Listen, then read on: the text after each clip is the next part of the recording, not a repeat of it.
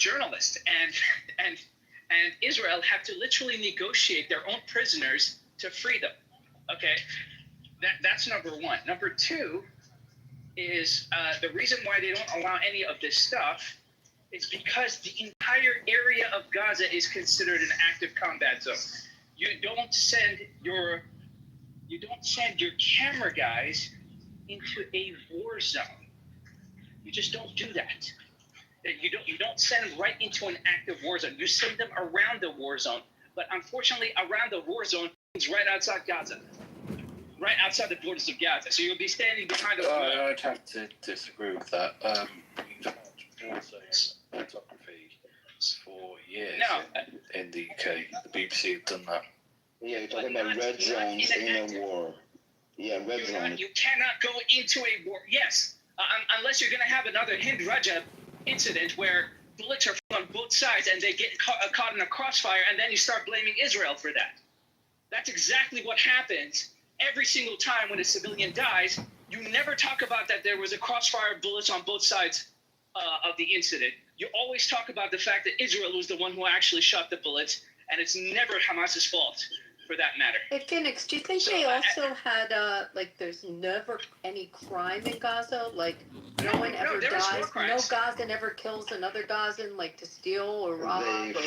There's no... They shoot it. Every death in Gaza, they are claiming are at the hands of the Israelis. Every death.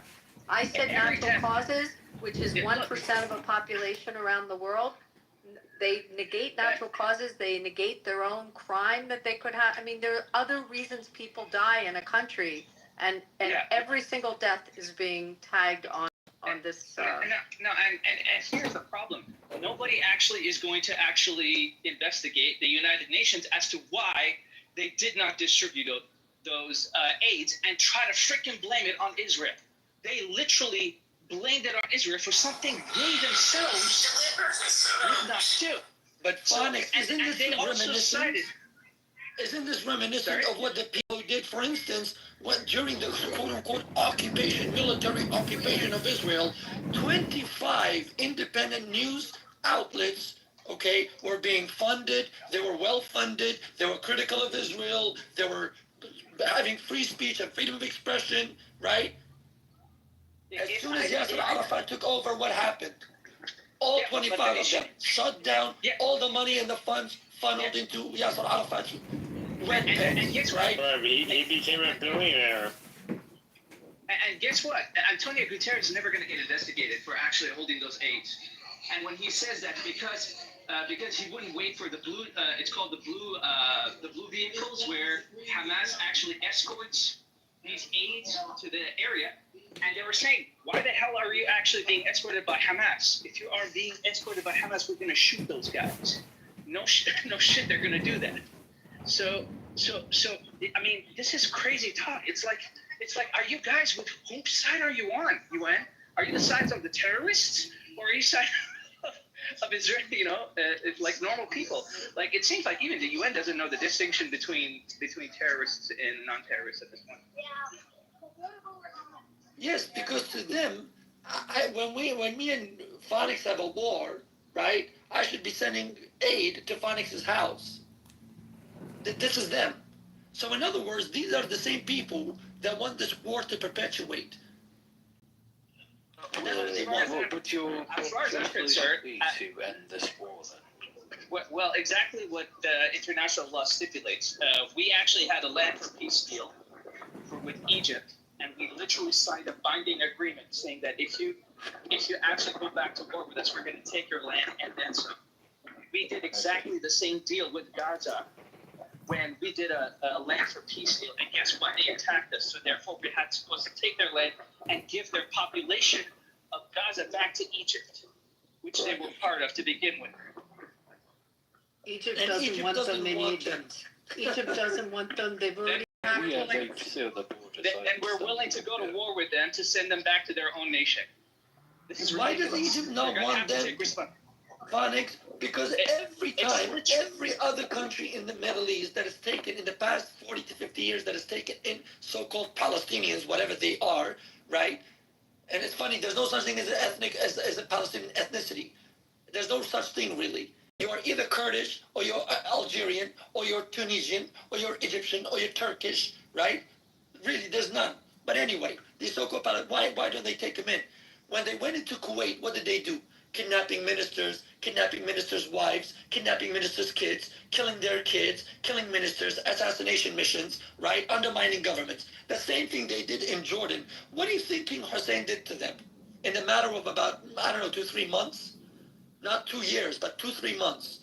He killed over, 30,000 Yes, in 2-3 months? So and if the leader of Egypt did exactly that after he sent the Palestinians over to the border, then that's on them, not on Israel, by the way. Because if you're thinking, but is that not the difference between Sunni and Shia? Is that just not a different war? what does that have to do with what we're talking about? Sorry? What about Sunni and Shia? I don't know what you're talking about, man. I'm talking about the difference between Muslim countries. Like, obviously, there's a divide, isn't there? Oh no, it has no bearing on the subject for one particular reason. No. Iran supports Hamas, despite Hamas is the Sunni. ideological So that's opposition. a Sunni, Right? That's a Sunni. Yes, because Hamas is an armed wing of the Muslim Brotherhood. Okay. Ahmed Yassin and Mus'ab Yusuf, who founded this organization, and the charitable organizations, they actually transformed into an armed military wing of the Muslim Brotherhood, Al-Ikhwan al-Muslimin. Okay. But the agenda is really simple. Why does Iran support an organization's armed wing, despite the fact that they ideologically oppose Iran existentially? Why? Because the agenda is simple. The agenda is simple. They agree on many fronts, on many points. Killing of You Jews. believe it's an anti-Semitic It is. agenda? It is anti-Semitism. It is. Because Islamic eschatology predicates itself on the eradication of Jews and the establishment of an Islamic utopia, Pax Islamica, the Islamic peace, as they call it Darul Islam. So this is something that is well established within the doctrines. Not to mention the killing of homosexuals, regardless of whether you are trans, gay, lesbian, whatever you are. Alpha, quit bringing that up. You don't care. You were really rude to me when you first came up here. Quit acting like you care about the I'm rude to LGBTQ you as a when you person, don't. not for your No, gender. that doesn't matter. You don't care. You're fake. Well, Use okay, that as an fine. argument. Sure. If I didn't have 2 gay cousins, I would have believed you. Anyway. That doesn't mean Very anything. simple. You're rude. Okay? These people don't care. Right now, let me give you the Muslim Association. You're no different. You're no different, Alpha. You don't care. Sure. The Muslim Lebanese Association published a fatwa in 2023. Okay? A fatwa means a legal ruling literally calling for the genocide of homosexuals. This is after a week when all these We're moving on from the homosexual talk from you. You don't care. No, You've been talking this whole time. Let somebody else. Let me speak, okay? You've said enough, Alpha. You've said enough. Now, what is this? What is this? What do you mean? What is this? You were rude to me whenever I came up here. I can't be rude to you. What? It's only necessary to be rude to me. Yeah, exactly. Please just keep control of the room wherever you are. We've had our fun. Let's try and have a serious room now, yeah? These people went out there with intention for the sake of humanity. The Muslim Lebanese Association turns around and literally passes, okay, a death sentence on them. On who? Can you believe that? On who? On who? Homosexuals? The LGBT community. You're still bringing this shit up? You don't care for them. You are so rude to LGBTQ people. You don't give a fuck about them. Palestine, not me. You don't give a fuck about them. You're no different than fucking Hamas of them. You're up here talking shit. With regards to Israel, their level of acceptance to the LGBT community, it's the same as my country. Absolutely, 100%. It is very. See, that's the difference, and there's many more differences. What the Western audience doesn't understand is that you cannot try to understand the Middle East, this melting pot part of Asia and Asia at large, by trying to use Western lenses. It doesn't happen. It really doesn't happen. Let me give you an example. When you look at the way people talk about positionality, right? And this is something very well established in humanities, this idea of positionality. Bobby, please, come on. What is happening? Yeah. Why is that even funny? Don't Barbie please me. This dude was rude to me from the jump. We know, we'll sort it out. Sorry, voice. Can we just run now and Why are you centering yourself? let Alpha speak and then Because everyone Alpha wants attention. He's been speaking for 30 minutes. Well, Dude, it's I You've have been the laughing attention. and telling. I just barely came off mute, Simon. Chill out. Get out of your field. Literally pretty calm. You're laughing. Okay, thank you, Simon. Okay, I didn't know. Laughing triggers you, Simon? Man. Well, when someone's speaking and making a point, and you're just laughing hysterically, yeah, it's kind of annoying. So what? Laughing is wrong? You can't laugh on a panel? Are you in? You can, but mute your mic. Well, No, I can do whatever I want. Bobby, Please. can I say something, please? We're trying to have a serious political discussion here. I know maybe he insulted you. You guys can sort that out together. This is quite a serious Hey, topic. Tobias, let me say something. He's the one bringing up LGBTQ. Okay. You explained that already, Bobby. You explained that. He keeps bringing it up, Tobias. Why are you whining, Tobias? Why am I whining? I'm trying to keep control of the room. You're not keeping control of the room right now. You're just irritating it right now. You heard Alpha. Who made you the Yeah, because you're a bigot. You're a bigot. You're a fake. You're a fake, Alpha. You're a fake. You're coming up here talking shit to me, but yet you're so worried for the LGBTQ. You're bullshit. You're a bullshitter. I'm sorry, do you have something to say? It doesn't matter. You're a bullshitter. You're a bullshitter. You're a bullshitter, Alpha. Has nothing to do with your sexuality. Okay, shut up, Alpha. Move on, Alpha. Somebody else wants to talk. I to you too. Okay. I don't care, Simon. I'm about to be a dick to you, Simon. I don't have time for Why would somebody use the LGBTQ plus community as an argument? My question would be, why would they use it as an argument for something when they have no care for those people anyway? Well, I've been enough rooms with Alpha to know Why that not you having No, I have care no for respect for you, people? Barbie. That doesn't mean I don't respect He said that he has gays in his family, Enigma. The fact that he has a problem with Barbie doesn't mean that he has a But problem with gay Daniel, people. there are plenty of people that have gay people in their family who shun them. Yeah, but why do you think that he is one of them? Hold on, but Enigma, the fact that he had a fight with Barbie, which is part of the LGBT Look at these community, men has trying to nothing, it defend doesn't mean, bigotry.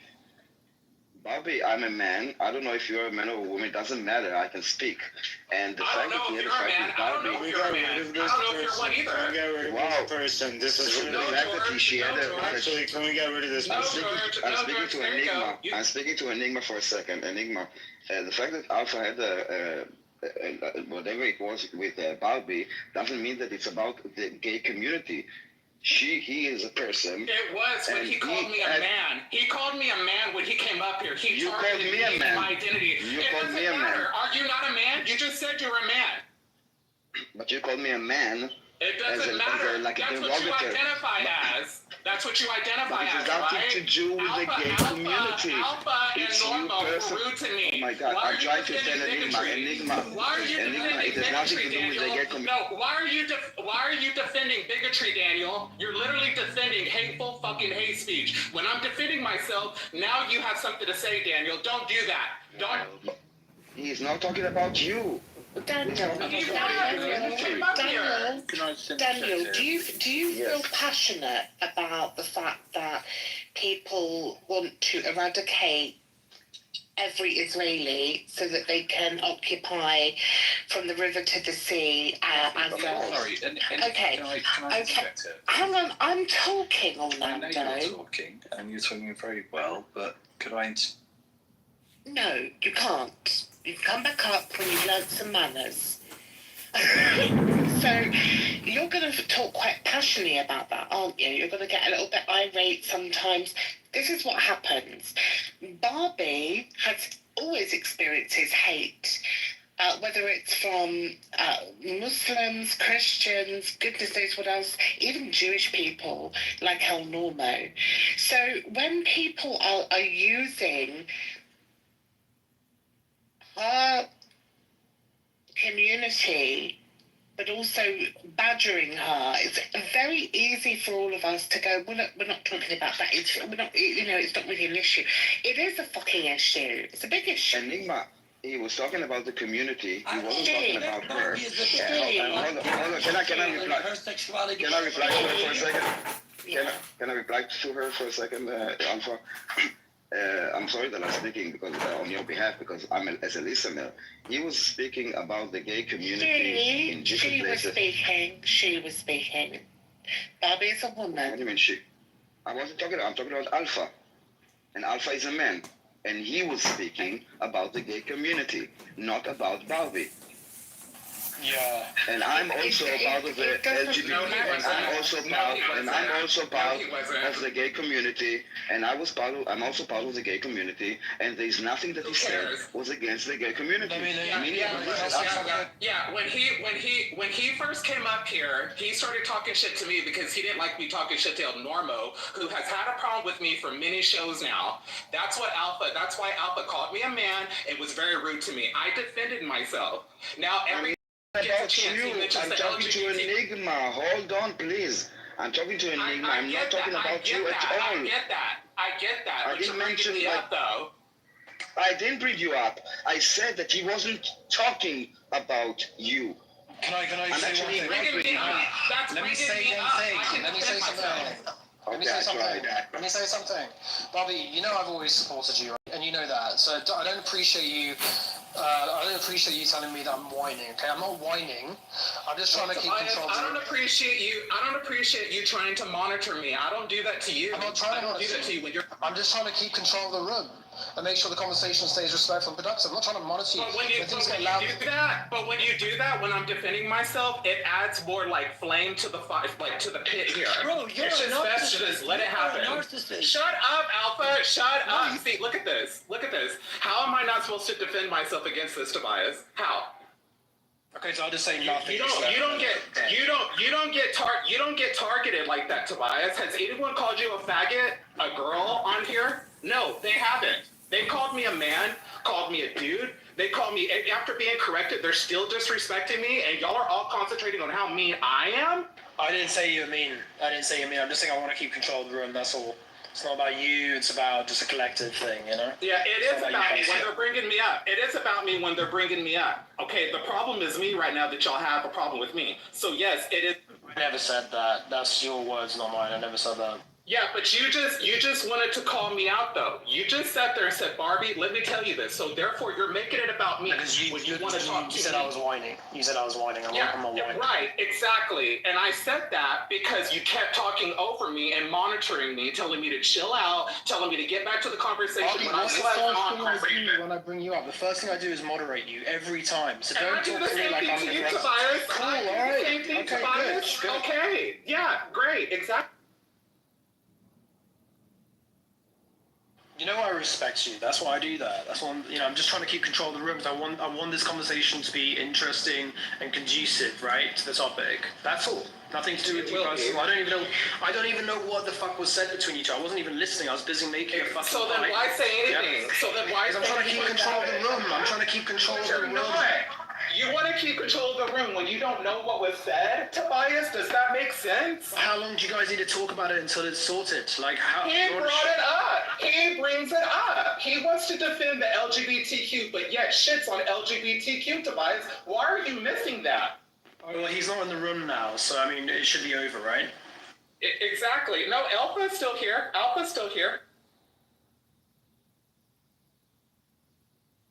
How did I shit on the LGBT? Explain. You are Alpha. When you came up here, you were talking shit, calling me a man, calling me all kinds of shit. Yes, you were.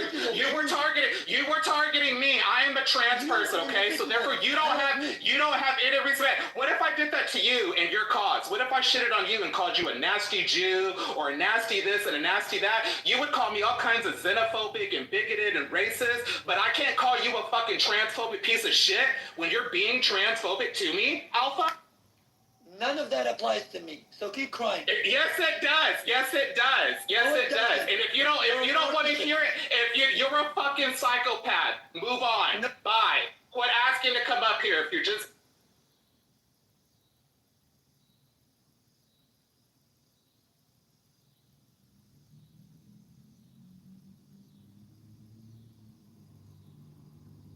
Hey, Orlando. Welcome back. Did you have something to say?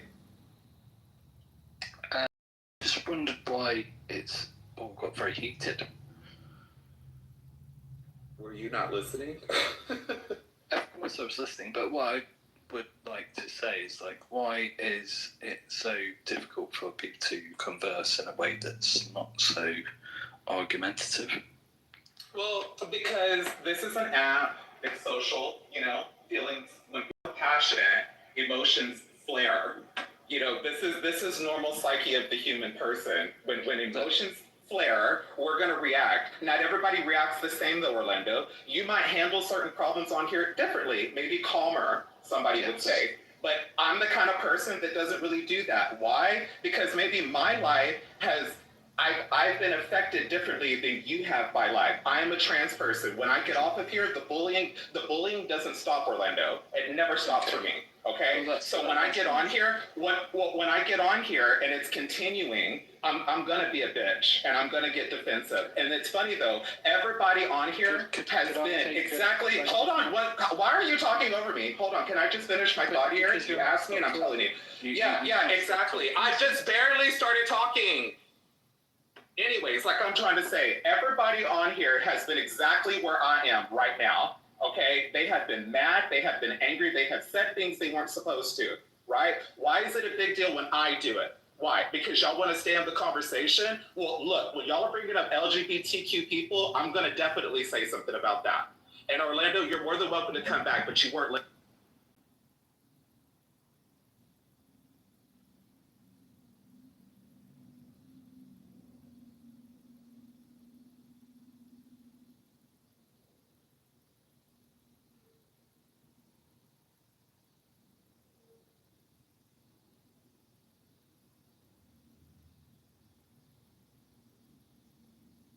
Y'all should see the nasty messages that I'm getting in my back chats that I'm supposed to chill out over this.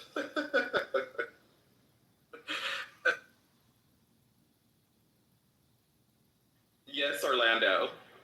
What is it now? I apologise. I was kicked from the room. I'm not sure why, but Yeah, because you kept talking over me. Yeah.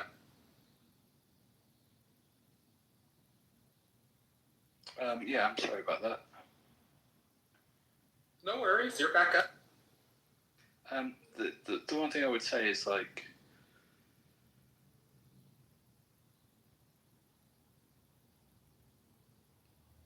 Mm-hmm. This is out.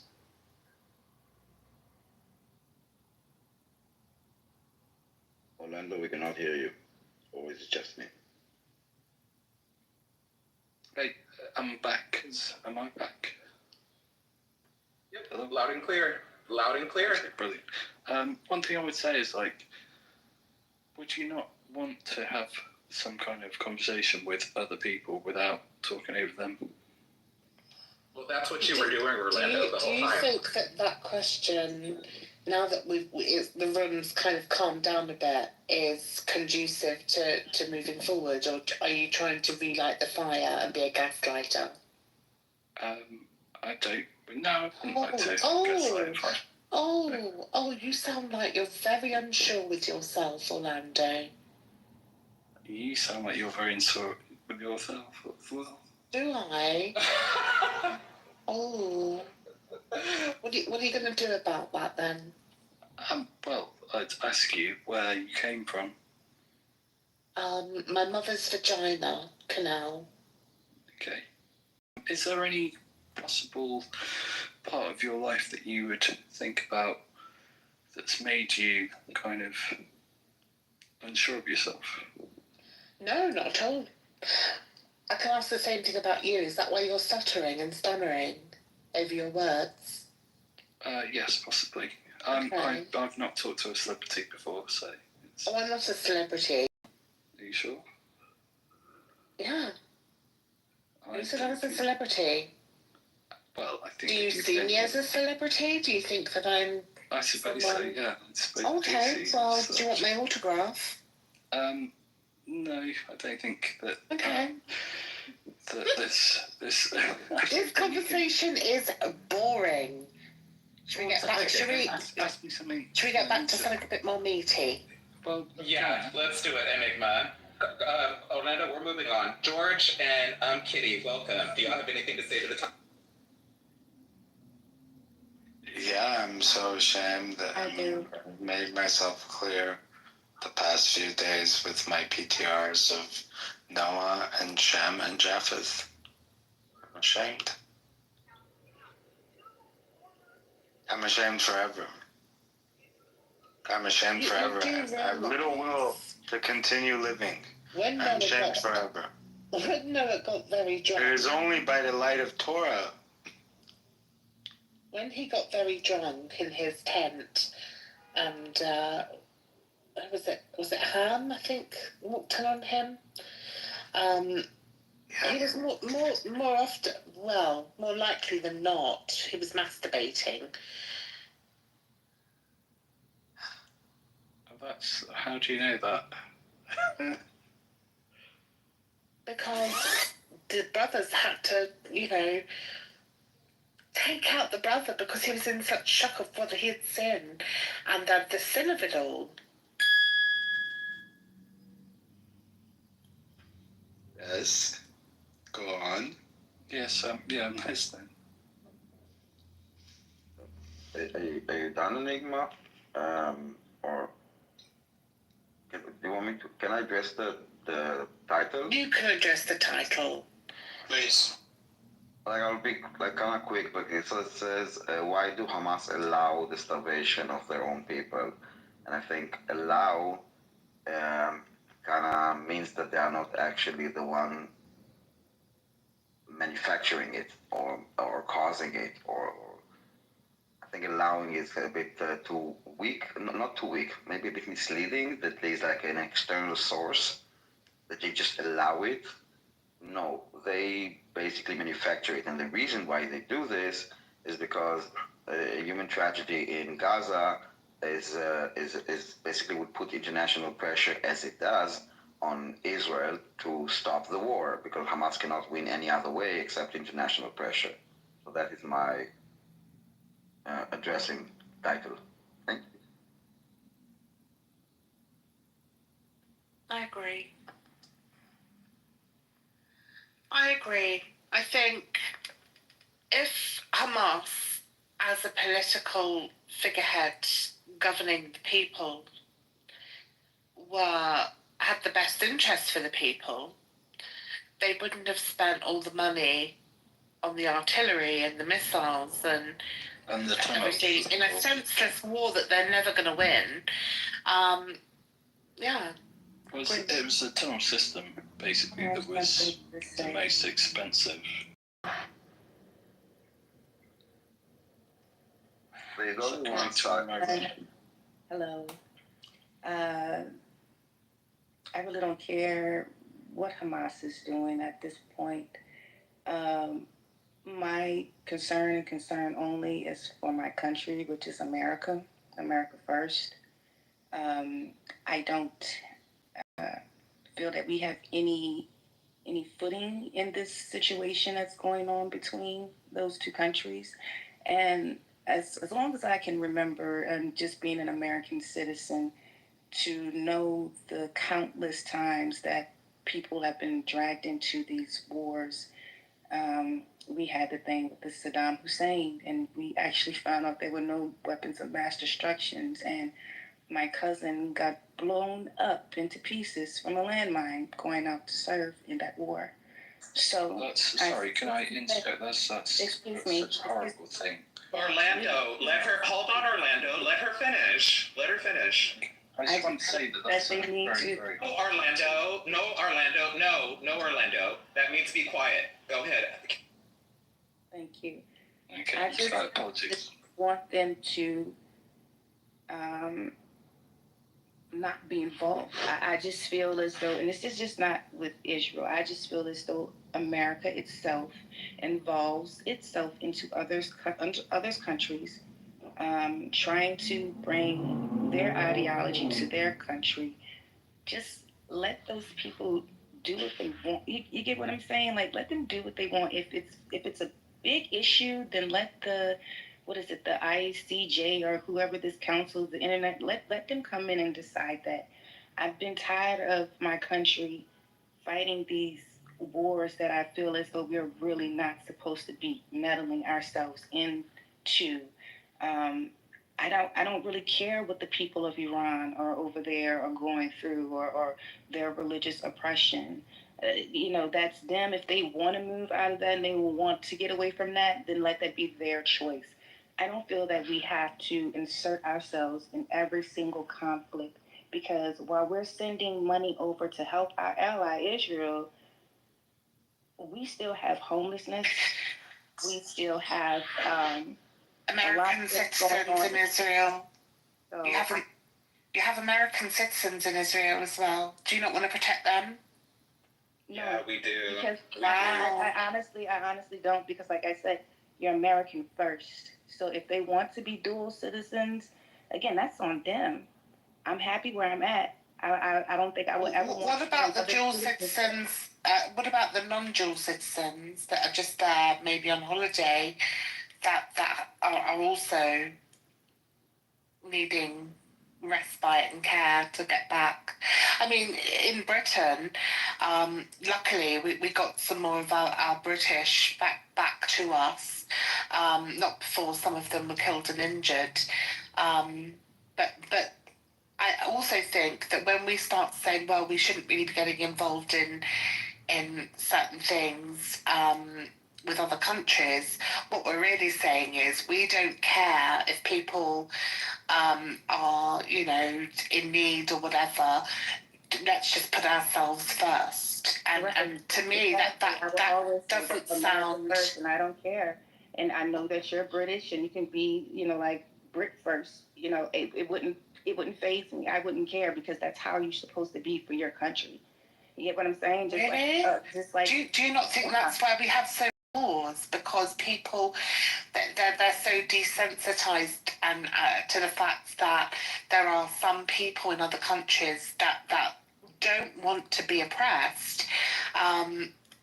That's not our job. We're not. You're speaking from a place of privilege. We're not super saver hoes. We don't do that. Let me try and explain it. Right. So the U.S.-Israel sort of relationship is not like other international relationships, right? It's much more unique than that, mainly because Israel's a democracy surrounded by many countries that don't share the same values. So unlike other places where the U.S. has had interests, Israel stands for things that they don't, right? Things that the U.S. can relate to, like freedom and democracy. The rule of law. Yes, let me just finish. Let me finish. So the whole point I'm making is that let me finish.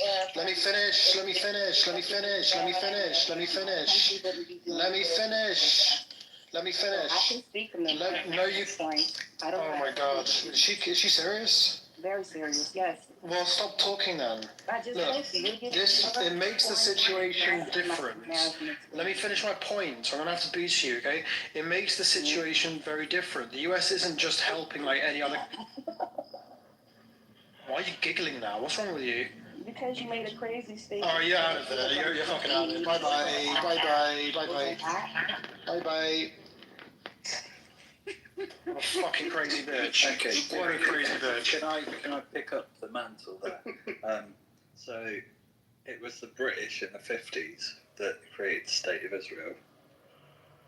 And yeah, can you go from there? But you'll find it was the 40s. Sorry, yeah, you're right. It is the 1940s. You're right. Yes. So we basically created a state there. But could Tobias finish his point? No, I was almost at the end of my point, which is that it makes the situation different because the US isn't just helping like any other country. It's backing a close ally that faces all these threats, and Israel provides important intelligence and military supports and helps keep both countries safe. So when people say, the US shouldn't support Israel in the same way they're trying to say it shouldn't be intervening in other countries, they miss how special and important this alliance really is. It's more than just politics, which is obviously what that silly woman that was in here a second ago who couldn't string a sentence together doesn't understand. It's about standing with a democratic partner in a dangerous region. Necessarily a structure. I mean, it's why we have Israel in the Eurovision Song Contest. No, that's not the reason, actually. Israel is part of the EBU, the European Broadcasting Union. Also, Australia is part of it. Also, Egypt is part of it. There are many countries that are part of it. It's not European, despite the name. But what I'm saying is it's an ideology. It's Europe is an ideology, whereas I mean, you can't tell me that Israel or Australia are in Europe. No, we're not in Europe. We're part of the EBU. There's a different, not basically based on ideology. It's part of, there are few requirements. But just to the point of the United States, the United States doesn't put foot on the ground in Israel or fight our wars at any point. No, I wasn't saying that. No, I was saying to the, addressing the point that was said before, and the aid that Israel is getting, many Americans never ask what they're getting back, and they never ask what is the alternative cost if we stop this funding of Israel defense system, because they never ask what they're getting back and what is the alternative cost, which is about 7 times more. So I would I'd probably say it's something like Midway Island, which is a British-owned island, but it's a military base, so it's like a stopover. And I think it was the one that was used for the Falkland Wars, so it was a base to refuel. So I would say possibly Israel is that kind of state for the Western powers. No. Israel has its own self-interest, which is basically very weird that the people don't see, to exist and to survive and to fight our enemies. Oh, no, I completely understand that. And but what I would say is for a Western government or a Western intelligence power, not as an army, not as a base, as intelligence. It's not forwarding base to attack where you want to attack. United States have bases all over the Middle East. They don't really need Israel. In fact, in Israel, they don't have a base. Is that too much of a simple answer?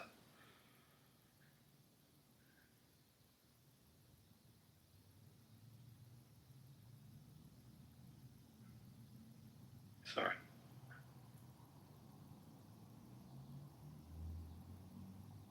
So why would that be too much of a simple answer?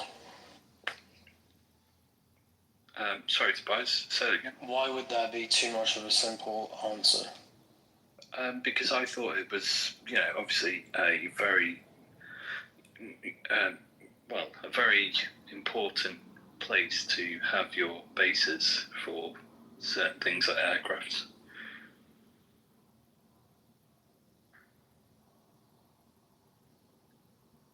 I mean, we could talk about nuclear power as well. If you had nuclear weapons. Yeah, it's not. I'm trying to say, so it's a close ally of the US, but it's not like a hub for American military bases. Is that what you're getting at? That it should be a hub for American military bases? Is that what you're saying? I think it is a hub for. But it's not a hub. It's not. Yeah, the reason, look,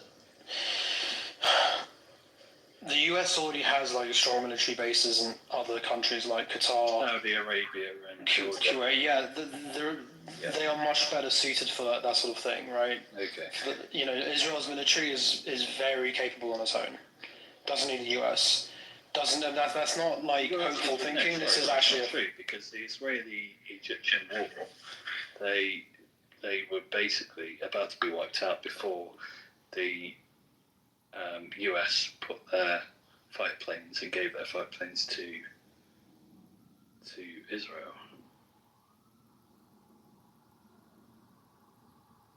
It was there. Sorry, Yeah, go ahead, Bobby. I just wanted to ask real quick. Where do you get your information, Orlando? What do you just like Google this, or where do you get your sources? A little bit of this, a little bit of that, possibly. I don't know. I do research stuff, but I'm willing to learn. I'm here as maybe I'm wrong. Okay. And I'm quite happy to be wrong. So, Orlando, did you sorry, Bobby. Have you finished what you want to say? I don't want to interrupt you. No, you're fine. Okay, thanks. Were you referring to the Yom Kippur War, yeah? Yes. Right. Yeah, but Israel didn't depend on the US. I mean, the US didn't depend on the US. Like, Israel's own military strength and intelligence capabilities are among the most, advanced in the world, right? The US provided, They are now, yes. Yeah. No, they were then as well. But the US provided important weapons, but it's the same as it was then and is now. Israel fights its own wars and defends itself independently. The value of Israel is more about sort of their intelligence sharing and partnership than anything like US bases. Okay, I was talking about the air superiority of the Israeli war. Yeah, the way that it works basically is that with the United States, we basically have collaboration on weapons, including aircraft. So, for example, we get the F-15 and then we make it into the F-15I. The I represents Israel. Right. We make improvement. What? That's it. No, sorry, carry on. And then we have a exclusivity deal with the United States. So we are actually fighting wars, okay? And this is how we help develop and improve weapons that the United States is also creating. Also, at the end, our enemies are the same enemies of the United States. So when we fight our weapons against weapons from Iran or China or Russia, this is the same weapons the United States will be fighting if they will be fighting, when they will be fighting. Which is exactly what's happening in the Ukraine, I suppose. It's a weapon testing place. No, again, it's not a weapon testing because we are co-developing. We are also the Iron Dome is protecting American soldiers all over the world, okay, that we developed. We have a cooperation, okay? It's all and it's beneficial. You need to understand that there are other players in the world that are selling weapons and planes, and we can work with them to improve those weapons. And then, it's a market. If the United States will not sell it, France will sell it, or Russia will sell it, or China will sell it, or manufacture our own, Okay, that does make sense. One thing I would say is what would your view of what Dwight D. Eisenhower said when he left office, his speech? Do you know that? Yes, for me? So no. No, but anybody here. What did he say when he left office? Well, you can Google the speech. Yeah. It was about. No, I don't want to do that. I can't be bothered. Just what did he say, bro? It was about the military complex, the industrial military complex. Do you want to give us the point or leave it at that? Yeah, well, I can something about military. No, listen, dudes. You cannot say, "Do you know what he said?" and then go Google it and expect us to kind of. It doesn't make sense. And if this is how you want to end your claim that he said something about military complex, yeah, okay. I don't want to be misquoting him. All right, so maybe you want to lend some somewhere else? Yeah, okay, give me a second. Can I just address something? George is writing some interesting stuff in the comments. George, are you okay?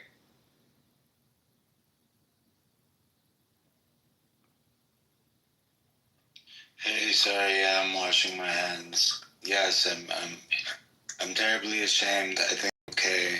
I think I'll get through this. Thank you. George, what's up, man? What are you upset about?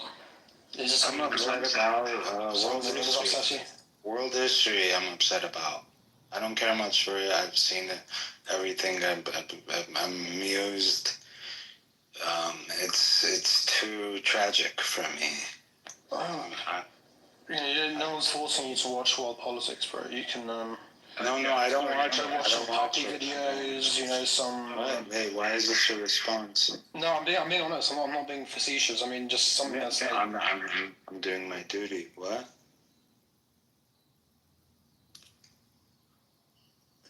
Sorry, can I? Would you like me to say it, or can I add it to the messaging board?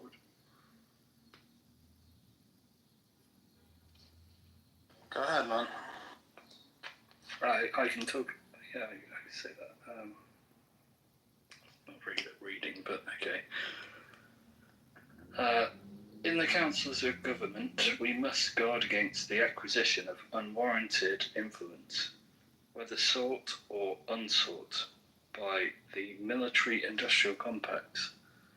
The potential for this is disastrous rise of misplaced power, and will persist.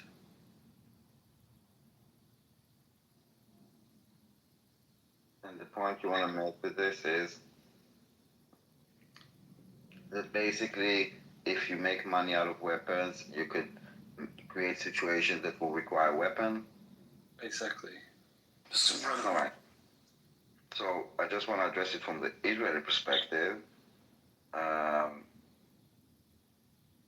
I hope you see that we have zero interest in this. Like, we spend too much money on defense instead of any other thing, and we are fighting an existential war where we are attacked from all fronts. So that's our game. Wait, one thing we are not the one initiating. We are like I would ask defending you ourselves. is, because obviously I live in the United Kingdom and I have no idea of what war is. Whereas you live in a situation where a lot of your countries that surround you are hostile, let's say. What's I that feel went to like? the shelter last time. Wow, okay. This is our situation, and we are under attack. Manufacturing weapons for us is a necessity to existence, and if it will not be with the United States, we will do it with our fingernails. Not because we want to create weapon, just because we want to live. That's our game. That's our ideology. It's existing. Well, I mean, that's a different world to me. I can't even imagine what that's like. I mean, you know, my parents and obviously my grandparents would understand what that world feels like, but I can't understand that. It's good that you admit that, Orlando. It's very emotionally honest, and yeah, I think most people can't understand how incredibly difficult that must be. You know, I mean, I'd imagine, you know, just knowing that danger can come at any moment, air raids, attacks, violence. You know, people live with fear, their families, and uncertainty about the future. So we have, obviously we have an amygdala. It's your mammalian limbic system, and you know, it fires off every time something happens, like a loud bang. Fuck. Why would you do that? I would like to know why Bibi Netanyahu just admitted that he was starving the Gazans, and he just begged the Red Cross to bring in aid. It's his last tweet. Benjamin Netanyahu admits that there's starvation in Gaza, and he's begging the Red Cross to finally help fix the situation that the Israeli government started.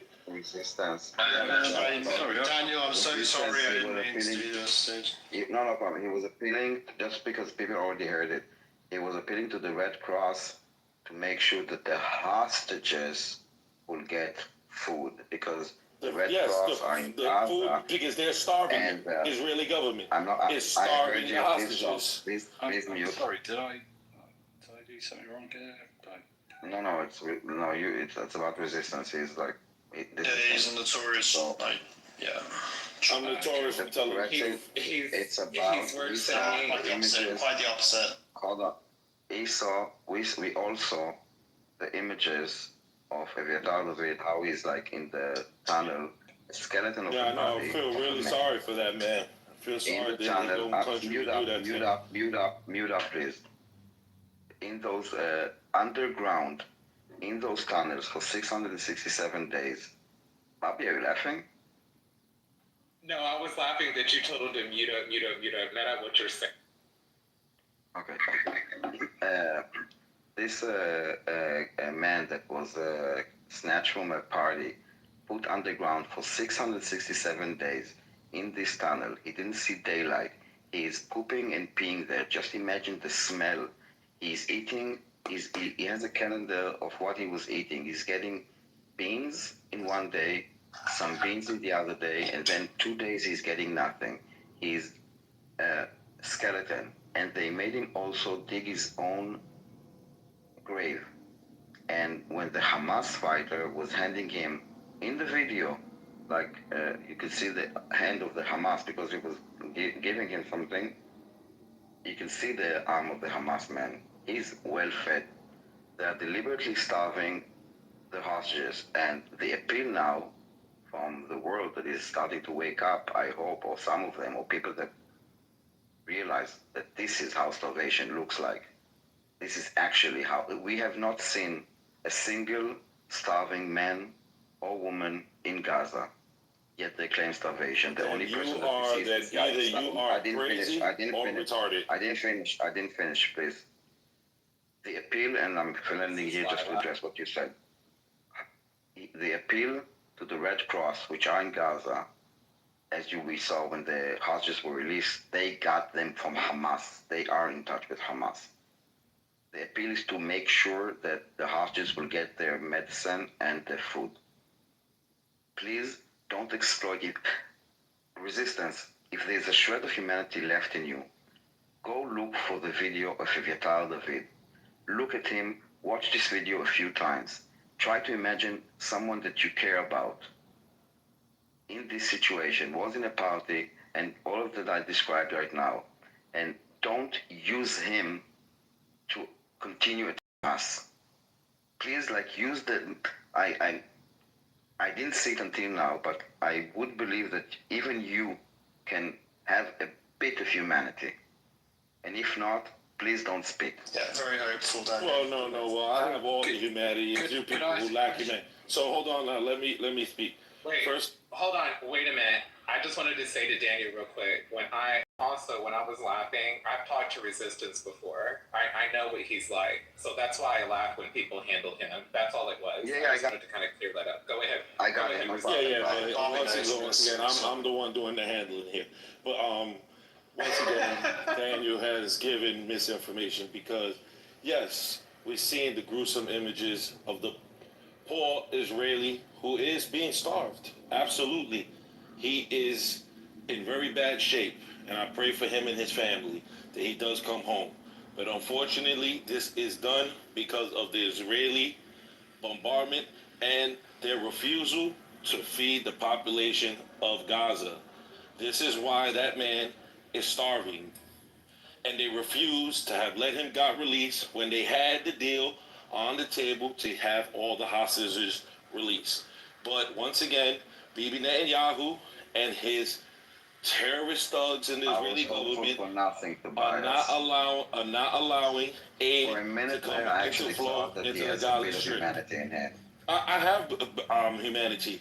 I don't want that man to be going through that. But the reality is he's going through it because Israel does not allow aid into Gaza. Resistance. So how did the aid got to the man that is sitting, the Hamas fighter that is sitting with him in the same tunnel? How did he get food? Because And Hamas is. and why do I not see anyone else starving in Gaza except for? Well, I can show you tons of pictures. Hold on. You asked, right? And let me answer. Children.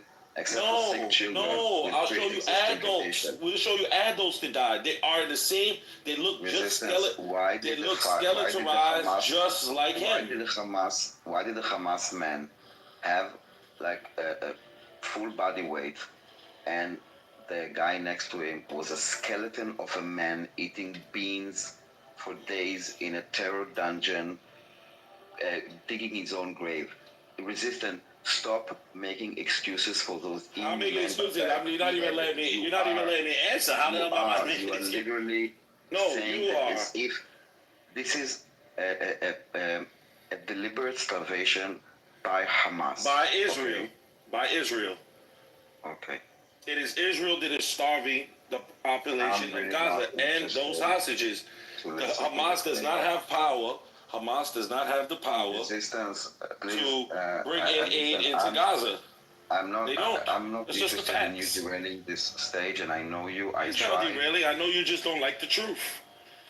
The fact of the matter is the Israeli government I only care about the who truth. has starved the population of Gaza, and this is why food has not gotten into the thing. Now, in terms of Hamas getting food, yes, Hamas has some sort of access to food, and when they bring it in the tunnel, because they're not feeding him, because they're not feeding him. What do you mean, why? Yes, deliberately. What do you mean? Not because of Israel. They have food. No, they have food, but they're deliberately not feeding him because of the bombardment. But who argued that wasn't the fact, though? So what? So it's not because of Israel. They are. It is because of Israel. Because that man should have been freed a long time ago. Let me help you. Okay. Imagine Israel. This took a man, held him, and showed videos of how he's digging his own grave. That people next to him are well fed, but he's kept as a skeleton. He not allowed to contact anyone in his family. They didn't even know that he was alive until that point. The last time we saw him. Israel has done that. So the doctor from Shifa Hospital, they abducted him. His family has not seen him in over a year. No one knows what is happening to him. And from the last they heard, he's being tortured. He's being tortured, and he is also skin and bones. Did you not see his pictures? Show me a picture of him. No problem. I'll get the picture now. You see, this is what I mean. You're living in a denial. There is no comparing. They are starving people. Both. Stop shouting. Hamas is starving. Hamas is starving the Israeli hostages, and Israel is starving the Gaza population. I deal with reality. I'm not going to engage. It's yes, because you're in denial. That hostage should have been freed a long time ago. But because of Bibi Netanyahu wanted to continue the genocide, the poor Israeli hostage has to suffer because Israel wants to continue killing. He should have been home a year ago. Listen, I will not let you abuse I'm sorry. It's too much for me. I'm taking him down. That's what he does. He does that shit every time. He does. Sorry, what's he do? Are you insane, being an animal, basically.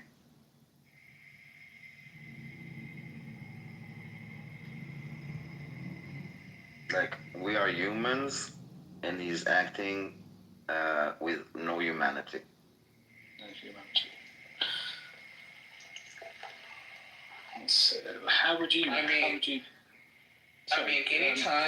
anytime somebody tries to justify starvation, it's just insanity to me. Insanity. That's horrible. Everything you were saying, Danielle. I can't even imagine. Like, digging your own grave and stuff like that. I was sitting here listening to that, and I can only imagine the nightmare for this person. Like, I just can't even believe this shit is still going on in this current time. It's so disgusting. Absolutely. Yeah. No, I was just saying, don't. It's for all of us. Like, when I think of him, it's like you need to understand. We know each hostage He's Muslim, name, bro. okay? We follow them. We listen to their families. We know what's going on. For us, it's not like numbers.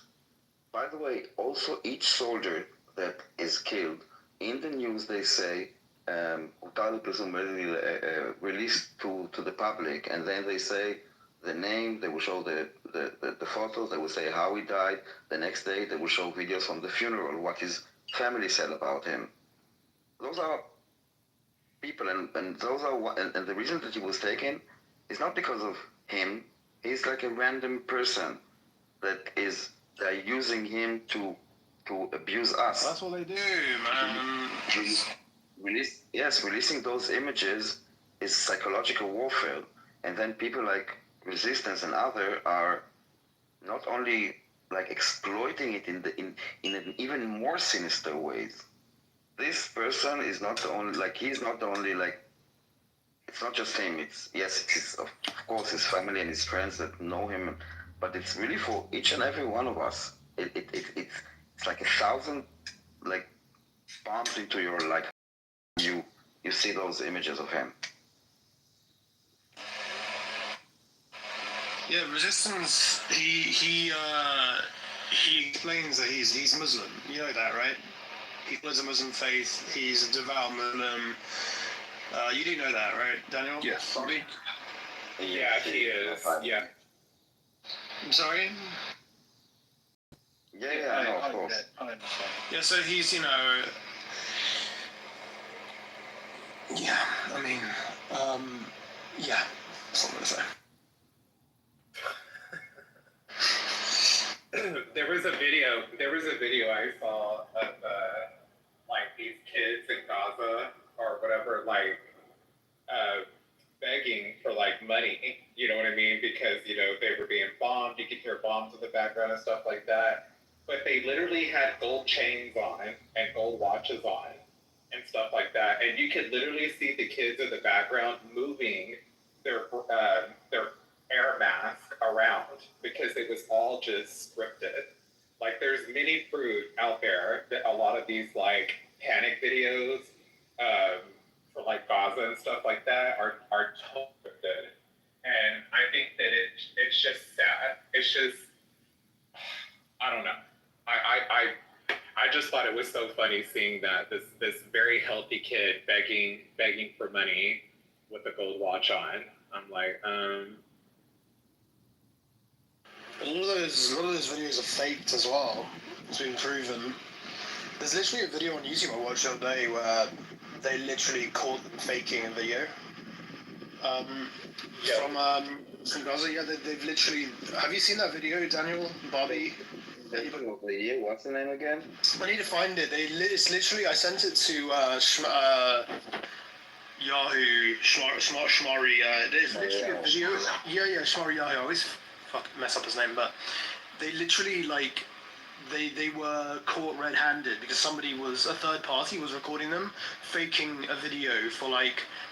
to demonstrate, like, the poor Palestinians, look what they're going through. Literally faking it, like staging it like actors, like actual actors, and they're like, no, go from this position, turn around, now look like you're really sad, walk like you've got leg problem, faking it. There's a user on Twitter, and I think maybe on Instagram, called Gaza Wood.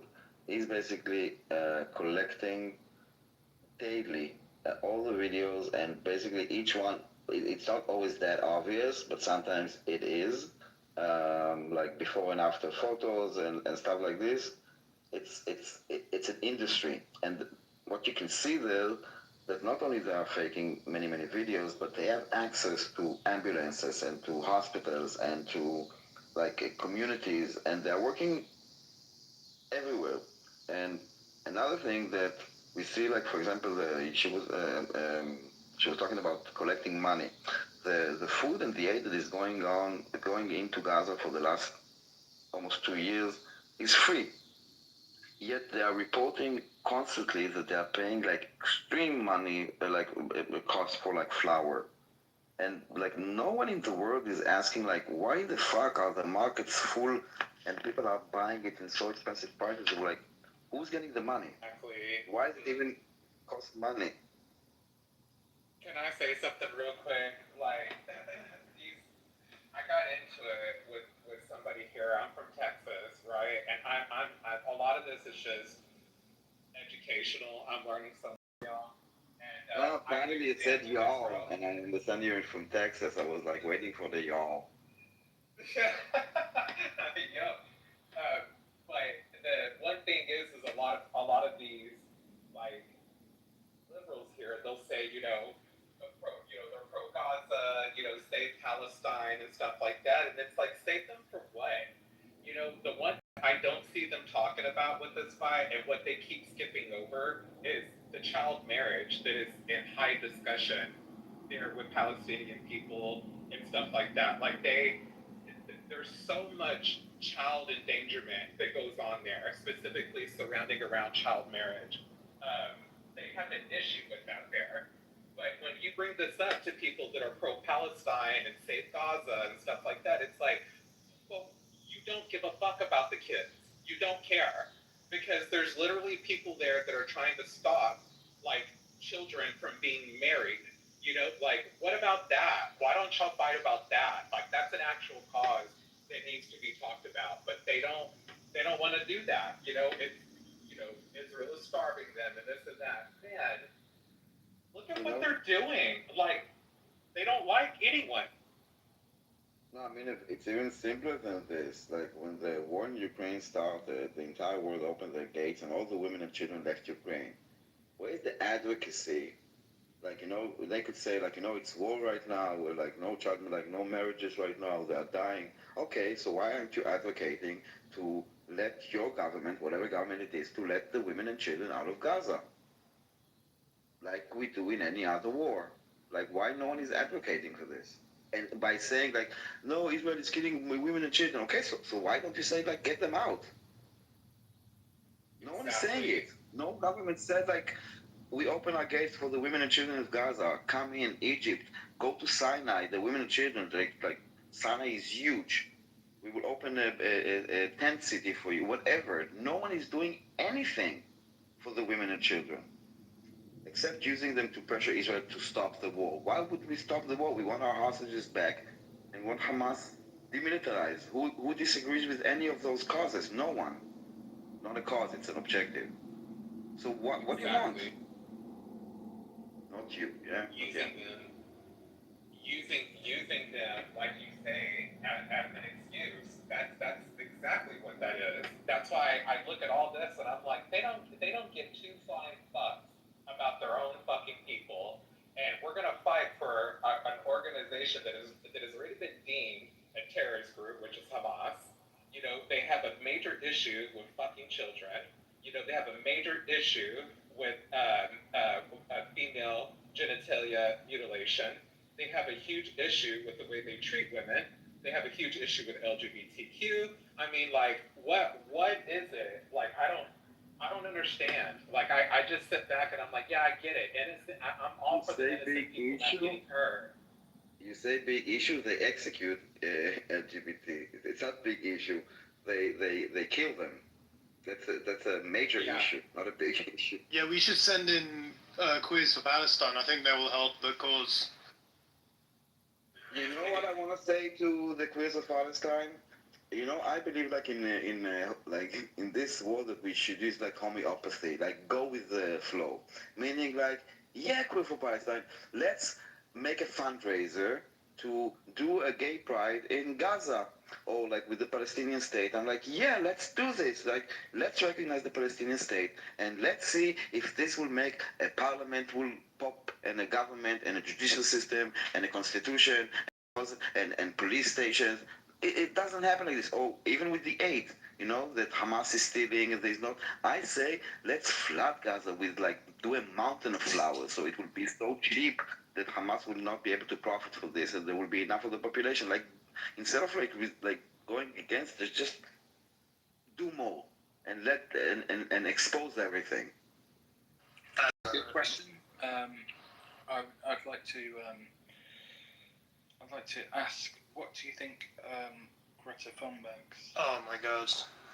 her little ship Oh my god. You know where I'm going, so I think even that name makes up. Okay, well, hold on. I'm just gonna say this. It hurts just to be on the side of like, because isn't she like what, 19, 18? She's like a kid, right? But her heart is in the right place. She's just a kid, you know. She's just trying to fight the good fight, I guess. And I don't wish any harm on Greta. You know, I think that it's just sad that wasn't that all like kind of like dramatized. They figured out like it wasn't really. yeah, I legit. think it's very much a media piece. What do they call it? The Doom Goblin, yeah? Yeah. The Doom Goblin. That's just so fucking good. She's fucking stupid. She has no understanding of the conflict. You know, so simplistic, one-sided. She blindly supports the cause. She clearly has never studied. You know, even Trump makes a good reason. Explains this very thoroughly. Whatever you might think of Trump, I mean, you got it absolutely right. Her activism. You know, she's just reckless. I don't know what to say about her. She can't be taken seriously. If she wants to be taken seriously, she should stop using her platform to spread just basic propaganda, right? That's what she spreads. Yeah. She's a fucking idiot. She shouldn't have any. She shouldn't be famous. I don't know why she's so famous now. Nobody should know who the fuck this silly girl is. They should have let her. They shouldn't have stopped her. They shouldn't have stopped her on the way to Gaza. They should have let it continue going. Instead of She wouldn't be here. We wouldn't have to worry about her. But the thing is that if something would happen to her, Israel would be blamed. That is the reality. Paradox. You know? But it's amazing. It's amazing how she just abandoned her trademark cause. And you know when the IDF stormed the ships, they said, okay, throw all the electronics to the water, like the computers and the phones. Greta Thunberg threw a cell phone to the ocean for the Palestinian cause.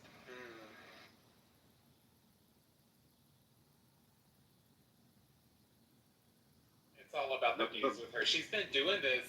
She's been doing that for what? Since she was 12, 11. She's been doing activism work. I think that's why she got so much traction because she was so young, you know, doing activism work. But she's been proved many times that she is very much producing propaganda. You know that a lot of the stuff that she says is not. There's no truth.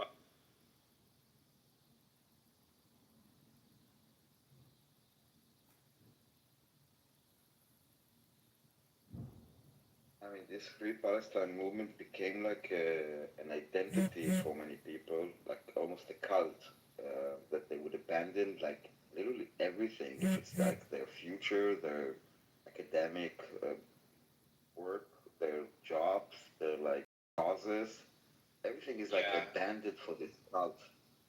It's quite amazing. I think one of the funniest videos I've ever seen was of Greta Thunberg standing in the hallway. You guys seen this? So she was waiting for Donald Trump to walk past her, and she's clearly waiting to be noticed by him, and she kind of obviously expected a confrontation or a dramatic moment, and he just strides right by her like she's not even there. I thought it was fucking hilarious. And she looked mortified. You know, oh man, whenever I get sad, I watch that video. It makes me very happy. He didn't even fucking know who she was.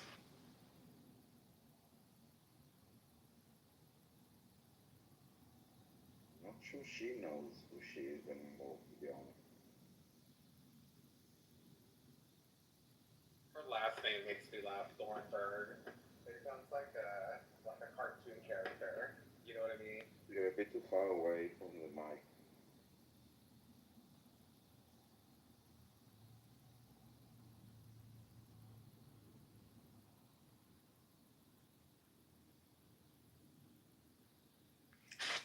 Does everyone have some kind of view of September the 13th? The Tommy Robinson. He's 22, by the way, Bobby. 22, not 19. I'm sorry. No, sorry, I just wanted to clarify for that. Tommy Robinson. September 13th, put a video up. So before you carry on, because it's like 4 a.m., I will say good night and thank you for the conversation. Good night, Daniel. Bye, Daniel. Good night.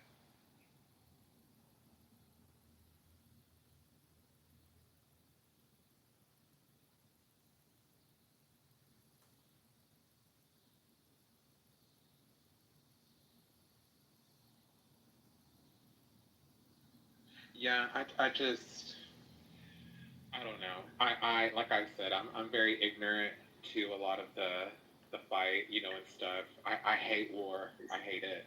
I do.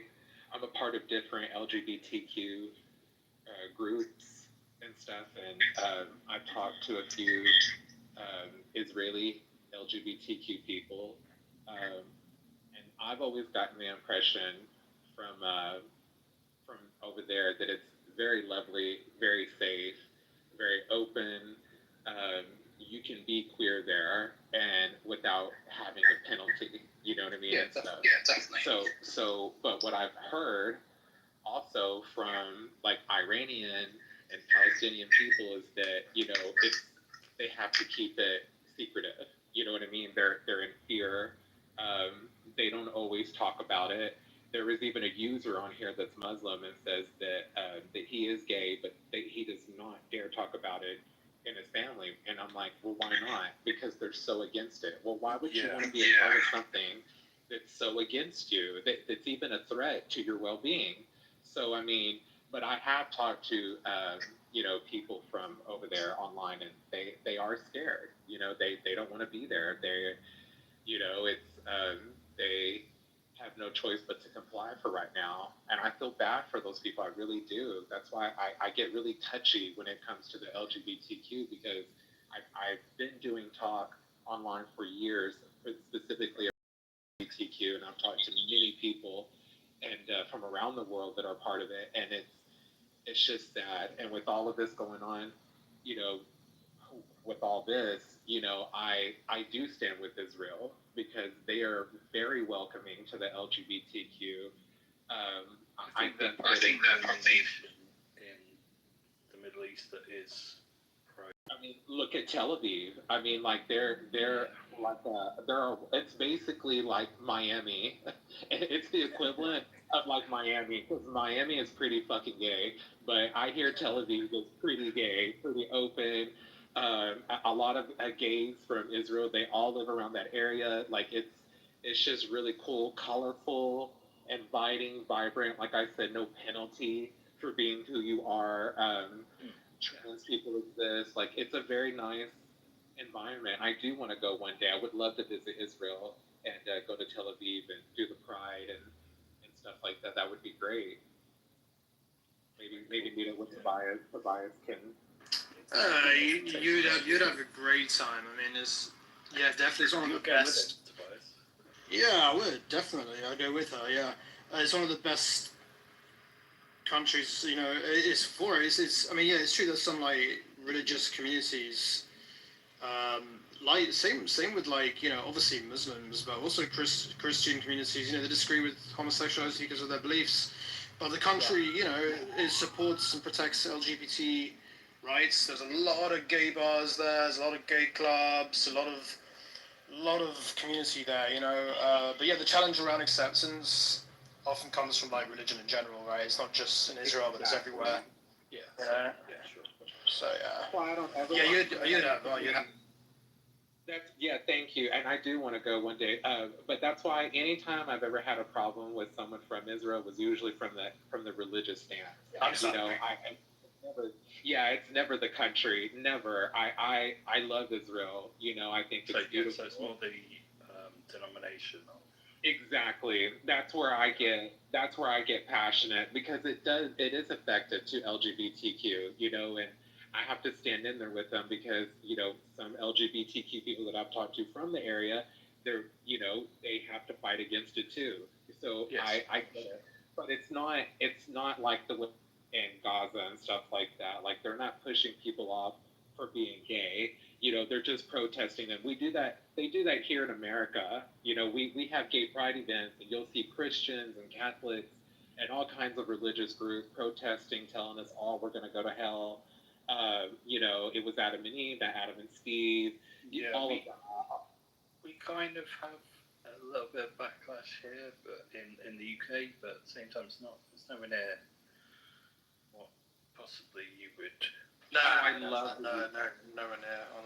Yeah, nowhere near. No, I mean, there is a sort of like thing in the UK, like it's there is like I think it's obviously very different now from what it used to be. But so I don't know how old you are, Orlando, but I'm 35. I'm 39. Okay, right, yeah. So when we were kids, it was it was really bad in school. It was terrible. You know.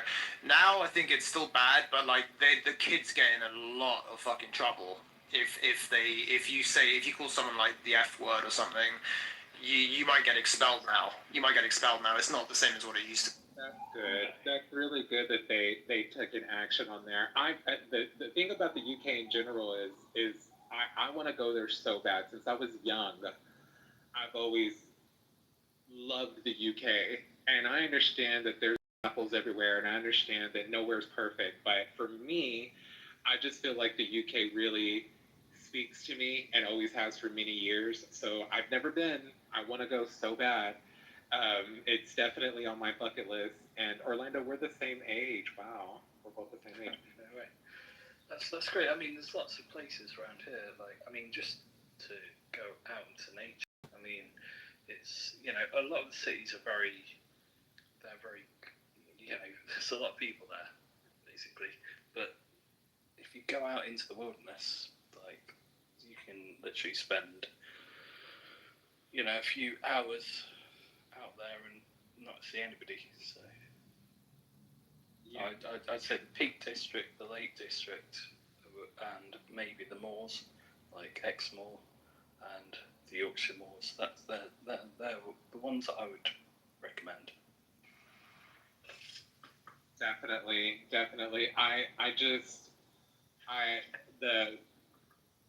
The queer people that I've met from or online from over there have just been amazing, first of all. And I want to go because I love fashion, and UK is like a fashion one of the biggest fashion capitals, So I want to go for that, and I just want to go. I want to go to the fashion shows. I want to eat the food. I want to meet the people. A lot of my friends have went and they loved it. What's stopping you? Hey, I see it's a smaller room. Can I? Sorry? You scared the living shit out of me, Con. I wasn't looking at my phone. Oh my god. Yeah, welcome back, Con. What did you want? No, I just wanted to say, like... Hey, Kai, what's up, man? How you doing? Hey, Tobias, I'm quite sensible. I just come here, like, I respect Jews. Jews were the original... Sorry, that can sound rude. Jewish people, like the Torah, and Moses, and David, and Aaron. These were, like, the original people. Abraham, obviously. We say Abraham in Arabic. Yes, like I'm not a Jew hater at all, bro. And I come in these rooms to show you guys like Islam is not a hateful religion. It's just Arabs that are hateful. And you guys are gonna have your opinions, but I really hope you guys understand that. No, I understand why you feel. Yeah, I can understand why you feel that way. It's the only thing we were pointing out is that if you make a broad statement like that, obviously there's going to be a lot of backlash. And it will. Well, my parents have been here. My parents left the war in Sudan. I'm an American-born citizen, amen, and I'm proud of this country. I was born here, but my parents left in like the mid-'80s, so we've been here for a long time. And I was asking my parents, like, how was your experience? Do people really hate you? And they're like brown skin. They're not like super dark, but they're not light. Right. And they were telling me no one ever looked at them funny because they're Muslim. So I'm really convinced that the Muslim hate has nothing to do with like Islam itself. I think it's just Arabs and how Arabs operate. I've never heard like, I don't know, man. Are you don't mind me? Are you Persian? Like, where are you from? I'm from Sudan. I'm Sudan. Yeah, so there's these people that are Arab or conquered by Arabs and raped, but no, I'm Nubian. I'm African. I thought maybe you were Persian because I know the Persians hate to be called Arabs and they don't like Arabs at all. So I was wondering. Well, here's the thing with Islam. You know, some people will say it's an Arab religion. Well, yes and no. It's in Arabic, but again, all these books are from the Middle East. You know what I mean? Maybe enlighten me. Just quickly enlighten me. What is it? This is where I'm a little bit ignorant. I haven't really looked into it. But why? I have an idea, but I'd like to hear from you. Like, why do Persians hate being called Arabs? Because the way Arabs operate, they conquer, and they force people into their will. But Africans, Arabs had certain sciences and certain weaponry. So African people, we never like worship the Arab people, but we seen them as like, how do I say it? They were technologically superior to some Africans. That's very true. Like some Africans were in mud huts and shit. Some didn't have like fucking silver-plated swords, and you know what I mean. So we didn't see Arabs as like a direct competition. We seen like an ally that brings this book that teaches us Islam. But the Iranians, you gotta understand, they're Persian. So they look Arab, but they're not Arab. And they don't want to get classified as an Arab. So their problem with Arabs is that Arabs want to dominate the Persian field. So it's kind of like a better example. You ever see two brothers and they're bickering and backering for daddy's attention?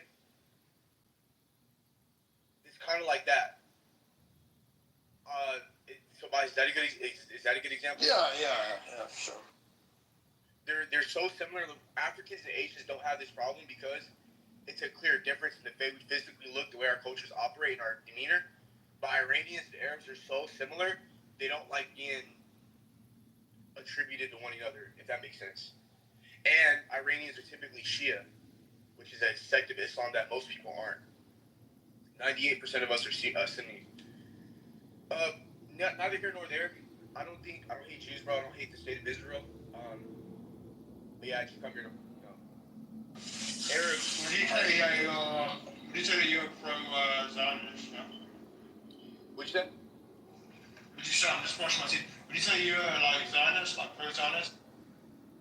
I'm in the middle, bro. It's like, here's the thing. Jewish people need a place to live, okay?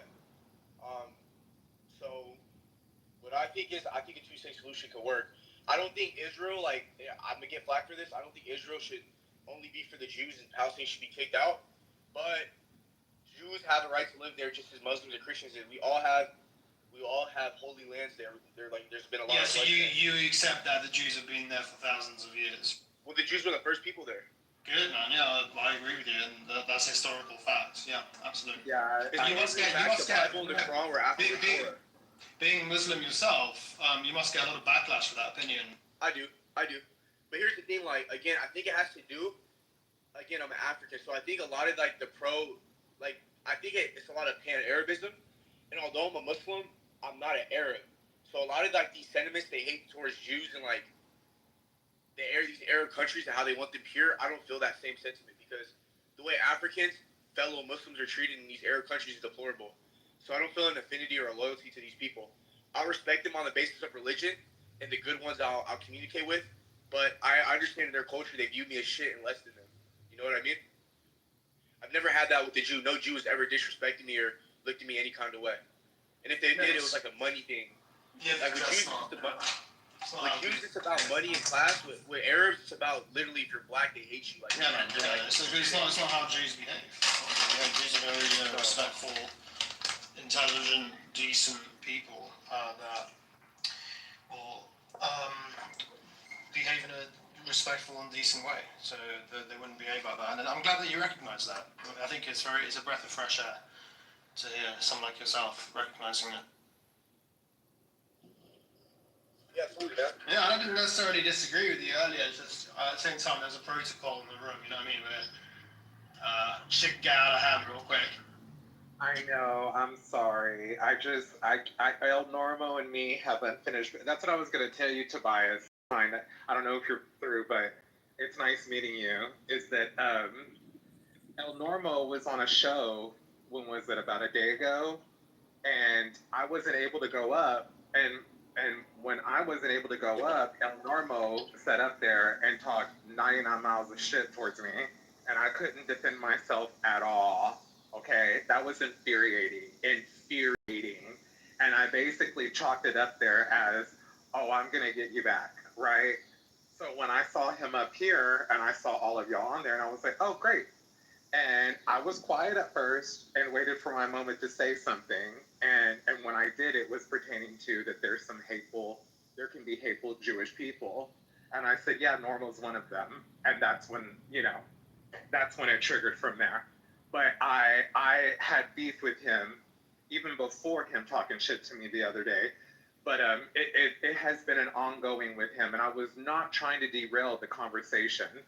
I think I kind of kept it on it by calling him out on it as well.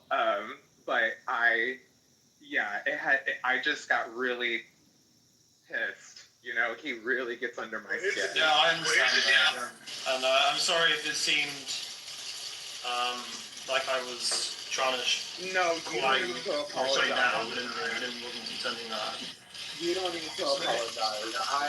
That's what I was saying. I was in my feelings. I was pissed off at him. It was all pertaining to him, not you or anybody, even though it felt like that. And I was being a bit aggressive with everyone. No. It was all because of that asshole, And then when Alpha was chiming in and then calling me a man and it being very rude towards me, then I started attacking him. Then it just felt like everybody wasn't hearing that. It was just like, no, it's Danielle, you need to chill out. Danielle, we're trying to do this. Well, these assholes, these dudes. But see, when you made that clear, I did actually stay quiet. I understood it was like between you and him. I didn't want to interfere anymore with thank you for that. Yeah, thank you.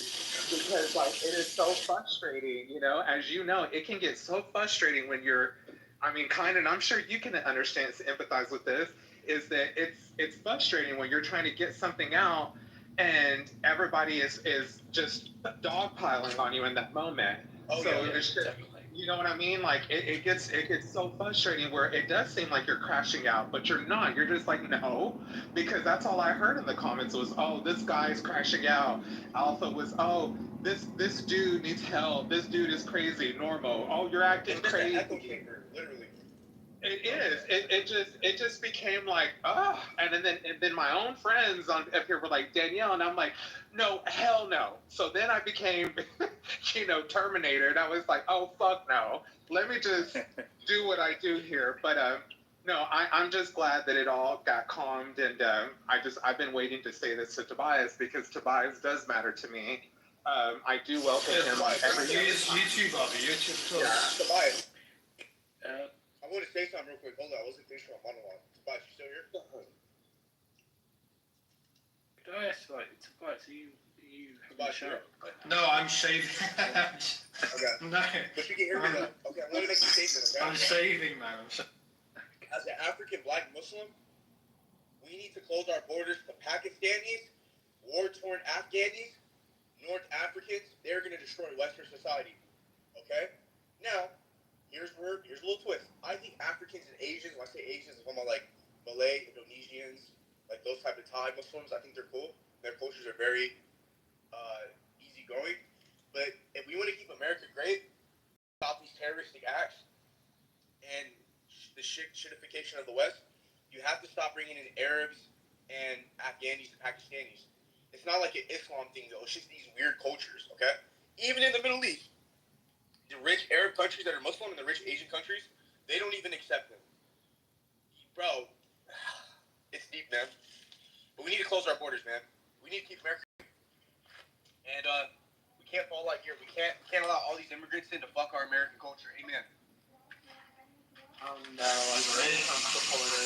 Are you a Trump supporter? Huh? I heard you say keep America great. Are you a Trump supporter? No, I'm a supporter of freedom. Well, okay. Well, this is the thing about immigrants here in America, pertaining specifically around like the Latino, the Mexicans, right? No, Latinos and Mexicans are amazing. Okay, I was gonna say when we talk about immigrants here, and specifically America, not over there in Israel, and that problem. I'm talking those about are good. the problem. No, Mexicans are good. Those are good. I don't care what anyone says. Those are the good immigrants. I'm talking about the Arab, North Africans, Pakistanis, these weirdos. We don't need them in our country. Yeah, Indians, I agree. Oh, I hate Indians, man. Oh my god.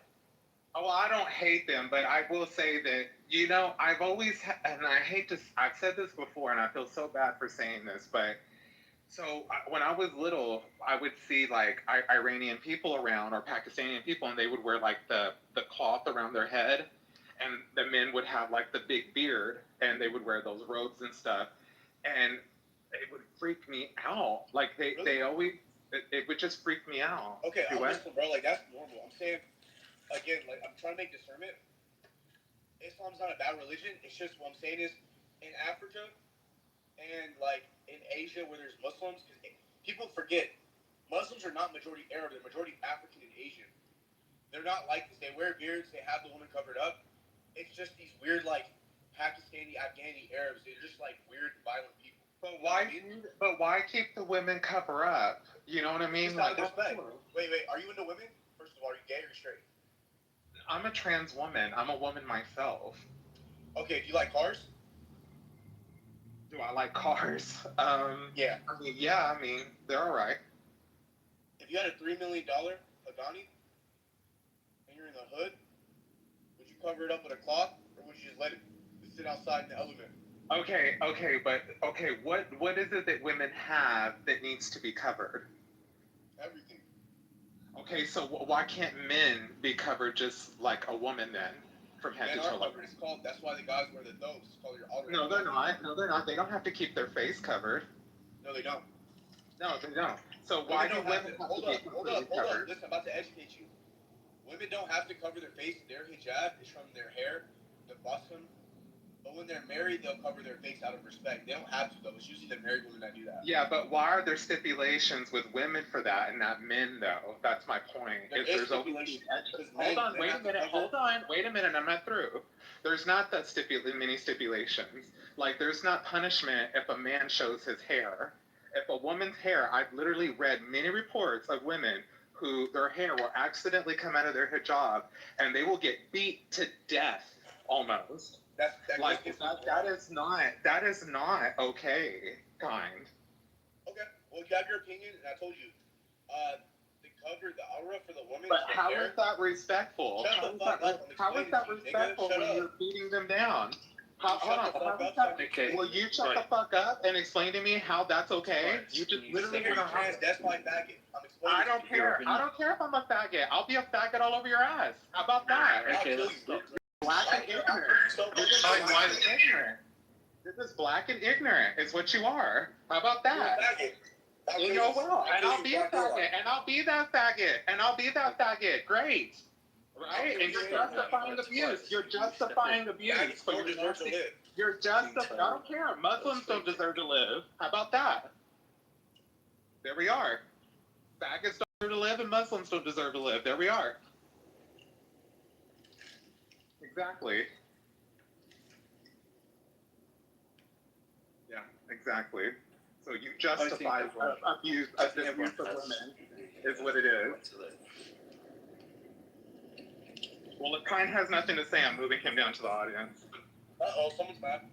No, it will say something. Don't be a fucking nasty black-ass idiot. Exactly. Then stay quiet. Stay quiet. Then stay quiet then. Stay quiet. Speak when you're spoken to. Be a good black. Did your uncle rape you growing up? Be a good black man. All right. I don't know. You're the black man. You're the one that has problem raping. You tell me. Oh. Well, I'm not the one that marries kids. Muslim. Don't you have a problem with marrying children? Muslim. Oh, yeah, that's right. You have nothing to say to that, huh? Because you know it's true. You know that's all y'all do is fuck donkeys and marry children, right? Is that what y'all do, Pine? Is that what y'all do? I'll kill you. Oh, yeah, sure. What did your parents think about you? Fucking terrorist. Bunch of what you are. Terrorist. Is what you are. He shouldn't tell you to shut the fuck up like that. I don't know why he... Because the conversation was kind of normal, but then he started telling you to shut the fuck up. And then it kind of escalated, you know? Yeah. Because as soon as I got crazy with him, it's because he called me a faggot. And it's like... So I'm a faggot now because you don't agree with me, because I don't agree with, beating a woman to death because she shows a hair strand. Wow. Yeah, that's not okay. Yeah, I don't agree with female covering at all. I think it's about control, isn't it? It strips the women of their freedom. It's bad, It's bad. It's not about clothing either. It's about enforcing submission. I was going to say to him that, I might agree with him on some things, but I fundamentally disagree with him on others, which is to be expected because he is a Muslim at the end of the day, right? Exactly. And I did agree with him too, up until this point. And it's like, no. And he goes, hold on, I'm a Muslim. We don't get down like that. Oh, well, that explains a lot. That explains a lot. This is where we disagree. This is where we part ways, kind.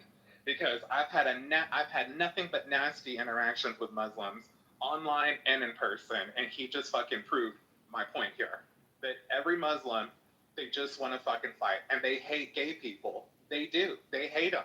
As soon as they know that someone's gay or trans or something, it's you faggot, you're gonna die, I would kill you, I will do this, I will do that. All those threats he just made to me, I would kill you. You're a faggot. You're still a faggot, and this and that. It's like your uncle raped you. This is the thing. Yeah, we don't really care.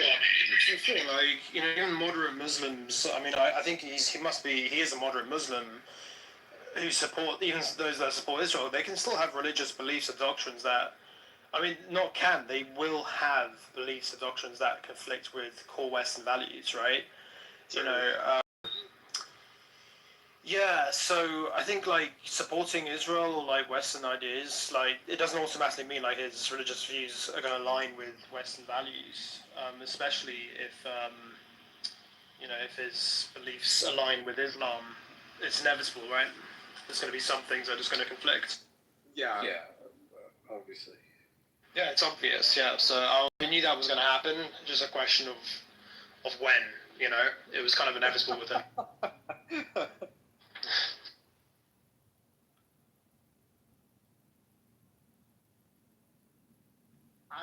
I was trying to give him the benefit of the doubt. I really was towards the end. I'm like, well, he doesn't sound that bad. He sounds like he's coming in peacefully, and I kind of agreed with him. And then that, I'm like, whoa. Whoa, dude.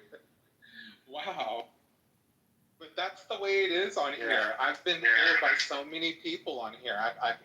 I've tried to be nice to people, even people that have literally been so mean to me, and I've tried to be nice to them, and it's just never enough. That must be really hard to go through, to be quite honest with you. It is. Feel? Yeah, Bobby's had a lot of abuse by crazy people. Are they? Yeah, usually it's. Are they normally? Is it normally the Muslims that do that to you, Bobby, or is it different types of people? It's majority are Muslims, and the majority are Black Muslims as well. Right. They're just horrible to me. The things that they have said with me, pertaining that I need to be raped or that they're going to find me. I mean, the threats that I've gotten from them, I've had to report these people. I mean, it gets crazy. I don't get this with Zionists. I don't get this with, Jewish people. I don't get this with people from the UK. I don't get this from people in Africa. It's always Pakistan or Israeli. I mean, not Israeli. I'm sorry. Iran. It's always Iranian, Pakistani type people, very Muslim. You know what I mean? That do this to me, and I'm like Jesus. Yeah, absolutely. I mean, Zionists, they and Israel as a state in general, and they stand for the LGBTQ people. They protect them. Even with some of the religious dogma, they still protect them. Whereas Islamic doctrines literally criminalize it and prosecute them. It's not just difference in policy; it's a complete rejection of it. And Yeah, you know, it's Well, I'd like to say, Barbie, you know, don't think for one instant that anything they say should matter, because you're a fantastic person. You know, I've been listening to what you've been saying. Oh, and thank the you. conversation. You're a great person. You know, don't let that affect you in any way, shape, or form. Thank you, Orlando. I appreciate that. Yeah, I don't. I try not to. Sometimes it's not really the words, it's the aggression that gets me. Because sometimes, like, when I get online and I have, like, an hour's worth of, like, heavy hitting conversation, and then something happens in my real life where I have to deal with, transphobia or bigotry or something, it's just so heavy on me. And at the end of the day, Yes. I'm just so tapped out. So that's why I tap out on these social apps after a while, and I'll give myself like a few weeks, like just to break from it, because I get so just overwhelmed with emotions from everything, and I just, I can only be so strong. So Yeah. it just, I eventually cave. But yeah, I try not to let it, but it's just more of the aggression that I take. And I'm like, God, why do you hate me so much? Like, it's not really the word, it's the hatred. Like, you don't even they're not hating you. They're hating an ideology that they exactly right. Exactly I right, agree. Orlando. Yeah, 100%. It's not nothing to do with you. It's the preconceptions of what a person might be, and it's not you. So don't feel offended personally. Yeah, it teaches you a lot about them and their ignorance and their rigid, intolerant, shitty beliefs that reject basic human rights and your identity. The hate is their problem, it's not yours. Don't even waste energy engaging with people like that. You don't owe them anything. You're never going to join Islam in a million years. Obviously not.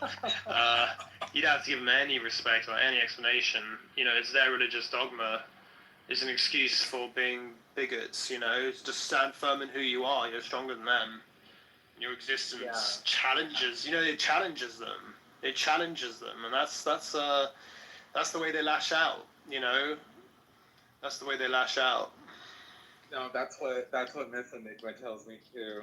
She tells me the same thing. She says, "Don't let it get to you. Don't let it bother you," because I do get worked up. I'm like, "Oh hell no," and I think it's just more of a buildup. It's like a release for me sometimes, because I'm things that I can't say in my real life.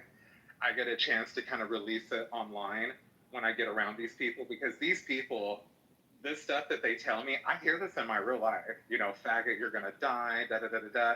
So I don't really react like this though in my real life. I kind of just avoid it in my real life. But online, oh no, I go for it. I look for it, and I'm like, I'm gonna use you to release right now. And I think that's where a lot of my aggression comes out, is because of just a buildup. But you're right. I shouldn't let it get to me, and I should, move past it faster and take more breaths in those moments. But it just gets so frustrating.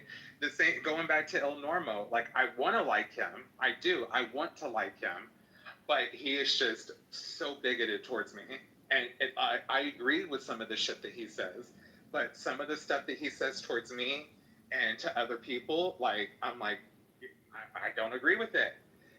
And he can be rude. So I just kind of give him back a taste of his own medicine. But yeah, I just wish we could all just get along at the end of the day. I want to make it clear with Daniel.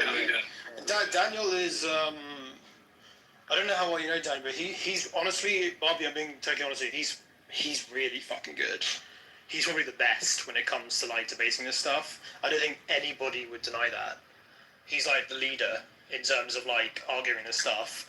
I don't think he's really, man. I'm telling you, he's serious shit. So I don't think he meant to like upset you earlier. Maybe you'll disagree with me, but I don't know. I don't think of him as. I don't think he's like that. I don't think he's like that. I think he's much more genuine, And he said something like he's actually part of the gay community, so he might even be gay himself. I don't know. That's it. He said that, so it made me wonder. Yeah, that's what I heard him say that. I too think as he well. might. I think he was implying that he might actually be gay himself. You know. Yeah, and no, I think that I think over the conversation and time with us, I think we kind of had a better understanding of each other, especially when he kind of understood where I was coming from. But I like Daniel, and I liked him, but this was my first time interacting with him. I've heard him before in different shows, and I always think he's really funny. He's so well. Yeah, he's very. I love his debate style, but I think he's funny when he gets angry with these people because he's like, mute up, mute up, mute up, shut up, shut up, shut up. I'm like, I just laugh at the way he handles those people that try to talk over him. That's why I laugh at things that he said. It wasn't really laughing at what he was saying. It's just the way he handles them. I just think it's so funny. But because I'm like him with a lot of ways, you know, I relate. So, but no, I think Daniel's very awesome, and no qualms. That's why I haven't really brought him up. He was pretty calm. He was pretty calm with me. He handled me respectfully, very nicely. Yeah, he did. He didn't yell at me. He wasn't nasty towards me. He just kind of was just telling me, and then went on mute. So no problem with Daniel, but it was definitely all Normo, all Alpha, and who else was it? And that's pretty much it. Now Kind, Alpha, and Normo were the biggest. I'm just going to say goodbye because I'm off. Orlando, yeah. It's been a pleasure speaking to you. Yeah, it is. It is getting late too, and I'm sure you're ready for this, right? Let's probably just close the room, guys. And I know John didn't get a chance to come up and speak, but thanks for listening. Hope you. I'll see you all of you guys later. Yeah. Yeah. Bye. Good night, guys. It's been very nice. Good night, everybody.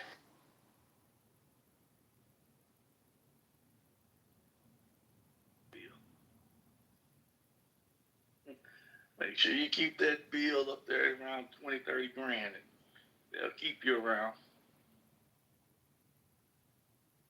You pay that bill off, and you're good as dead. You see the doc said, the check cleared?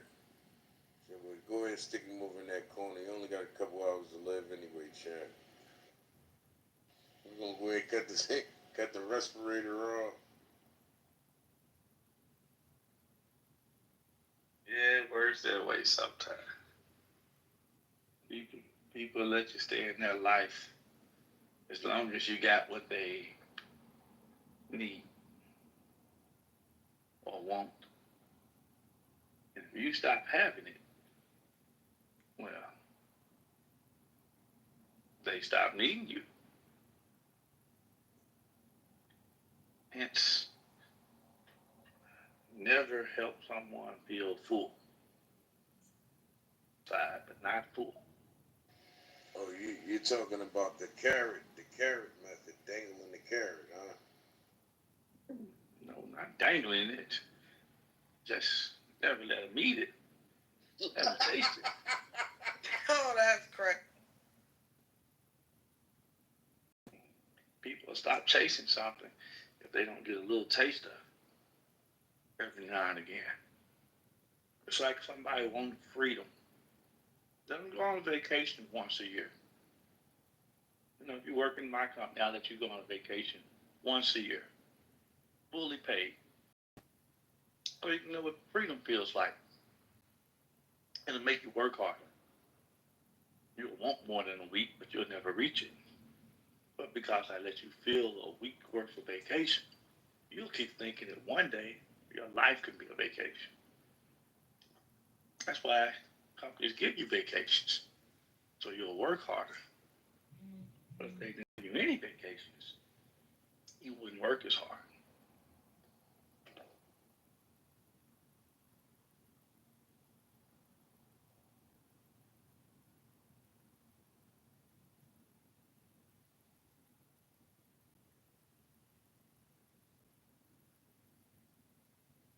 Productivity. You know, in Japan, they let you take naps at work. Midday. Scheduled naps. That's a fact. So you don't have to worry about the boss catching you sleeping. they found that a little hour or 2 hour nap at work revitalizes the person, and the productivity actually goes up because throughout the day it goes down because they're draining from that original battery. But just like a cell phone, if you charge it up in the middle of the day, you'll have more power all the way to the end. You let a person at work charge up in the middle of their shift, then they actually are able to finish their shift with the same energy that they started their shift. You know, but see, in the United States, they do not care about productivity. In the United States, people care about power. And they rather have control than productivity because control is more valuable than product. People prefer to control other people's actions, regardless if those actions are producing anything. There's a woman out there that's controlling a man, not producing anything for their relationship, but she likes the way the control feels. She'll destroy her relationship, but she'll build up her sense of power. There's a man doing the same thing. Hence, their words does not match their energy. You know how people say actions speak louder than words? They do. But energy speaks before action. Like, I don't even need to see your actions. I see your energy. You're talking to me like a powerful woman. I'm like, you know, I wouldn't have, you got the energy of a powerful woman. Why would I ever think I can feel with someone that's powerful? Powerful people are looking for control. So you're not open. So I don't need to wait for you to do an action. Your energy is already showing that your pursuits are controlled. Nobody can have a functional relationship in a controlling environment. Not a relationship, that's a partnership. Now, if I also was a controlling person and you were a controlling person, then maybe we can partner up. But you have to be looking for a partnership to do that.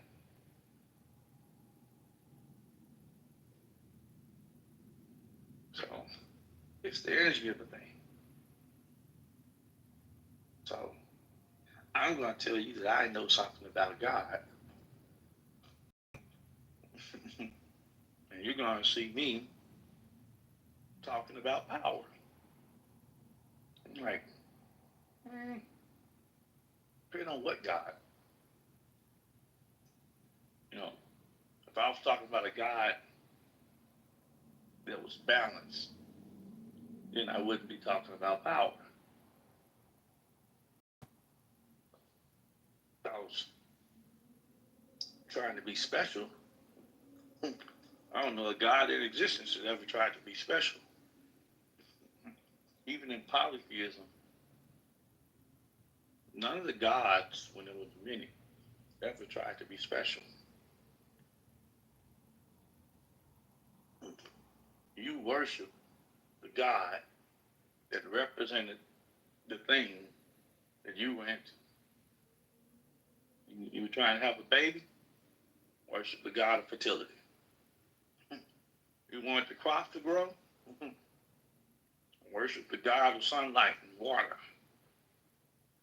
You didn't want to die, worship the God of healing.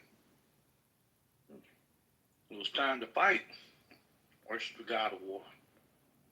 On and on and on and on. So,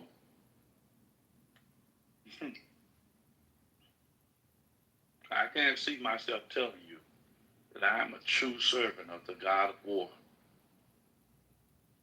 And all I talk about is peace and non-violence. That would be, I don't know, might be able to get some of you, but I don't believe I'd be able to trick you that long. My words won't even match the God I'm serving. Like, hold on now. Peace and non-violence. That don't sound like war. So you hear somebody talking about some omnipotent, all-powerful, all-knowing God, and then they start talking about definitions. How can omnipotence be defined? That wouldn't make any sense. Like the word God means above sense. Something that always is and always was. Like where'd it come from? I came from everywhere. Where did everywhere come from? Where it came from? It was always been here. That makes no sense. So when someone tries to make sense out of the word God, and I'm like, that's what really doesn't make sense. Unless you're trying to own God and turn him into what you want him to be. That's why you gotta say it real loud. You gotta go to a Baptist church and them say it real loud and yell it into your ears. Like, there's a lot of people think the louder they say something, that makes it truer. Like, oh well, you are out yelling me, so you have to have a point. Then people start resonating with the loudness. Like, oh, they're saying it with so much loudness. That's conviction. You sure that's conviction? Yeah. What does conviction sound like? Well, you got to say it real loud, and that means it's true. I'm like, oh, that's interesting.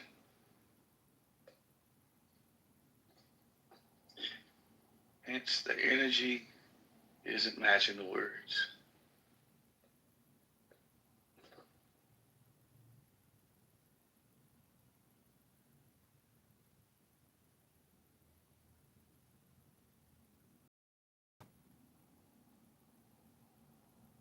Gee, that's funny.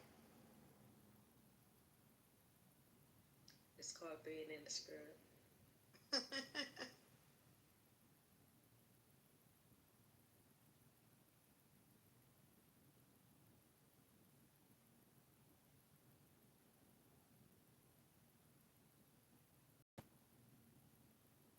So I'm just posing that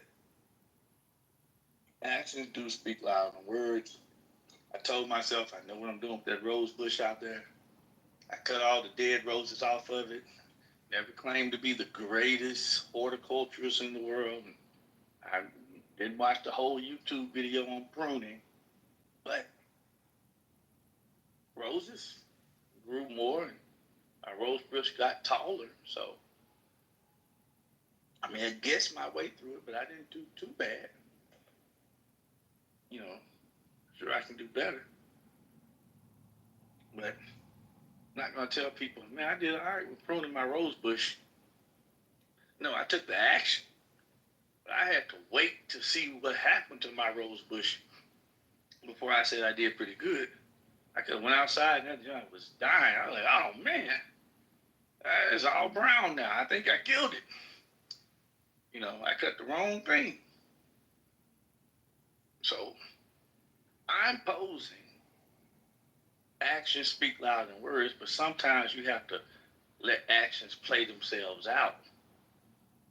You know, to see if somebody was telling you the truth or see if you were telling yourself the truth. Sometimes you gotta let certain things play out because you're still allowing the actions to dictate whether or not, or the results to dictate whether or not it was what it was, or what this person or myself being as true to myself or as real with myself as possible. But you can actually get ahead of that. Energy speaks before action. You know, so if you get better at seeing the energy of a thing, you won't get so caught up in the words because there are people out there that are so gifted with speech. They can, I swear they can sell boots to a snake. And all they need is a second of your time.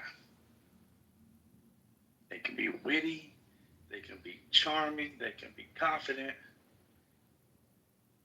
and that can resonate with you.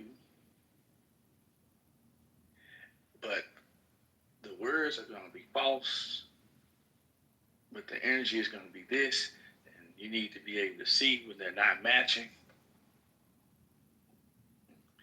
So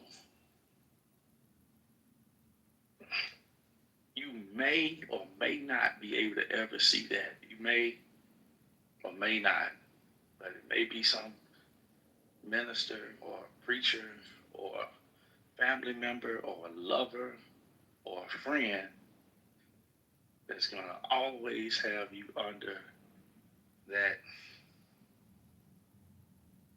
puppeteering until they mess up one day, which is most likely inevitable. And then you'll see through it, you'll break through it or whatever.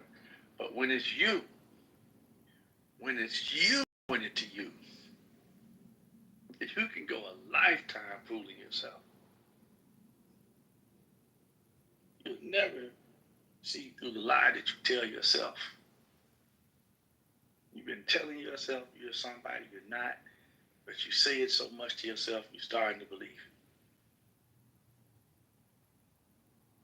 You say you're looking for love, you are not. You are looking for company. You are looking for power. You are looking for status. You are looking for a lot of things, but love ain't it. It's kind of like what you're looking for. You would like for love to be there with it, but that's not what you're like. You're looking for somebody to worship you, but you would like it if they loved you too. You know. So you're not looking for God. You're looking for excuses. You're just hoping that you can find a God that can excuse the way you act. So you're trying to convince yourself that you're looking for God. I'm like, you look at your energy. Like, look at what's causing you to look for God. And then ask yourself, are you really looking for God if that's the reason why you're looking for him? You don't want to die? You think that's a good enough reason to look for God so you won't die? You want to feel better about yourself? You think that's a really good reason to look for God? The reason why you're looking for him is the energy behind it. So your words don't really mean much. At least that's what I see.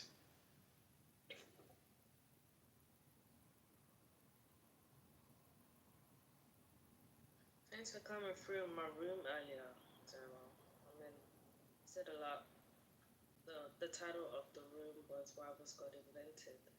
One thing I did get from everyone's response, apart from yours, of course, because you called out the bullshit, but majority of the response was explaining why God was invented without actually realizing. They were admitting that God was invented. But you did say something very, which you said before, anyone who goes looking for God is a fool or a coward. You don't go looking for what you know, right?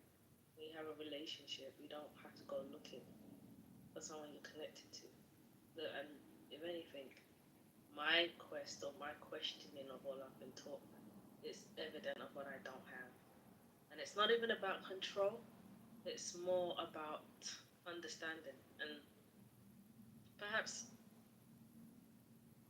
to validate the void. And what I mean by that, when I was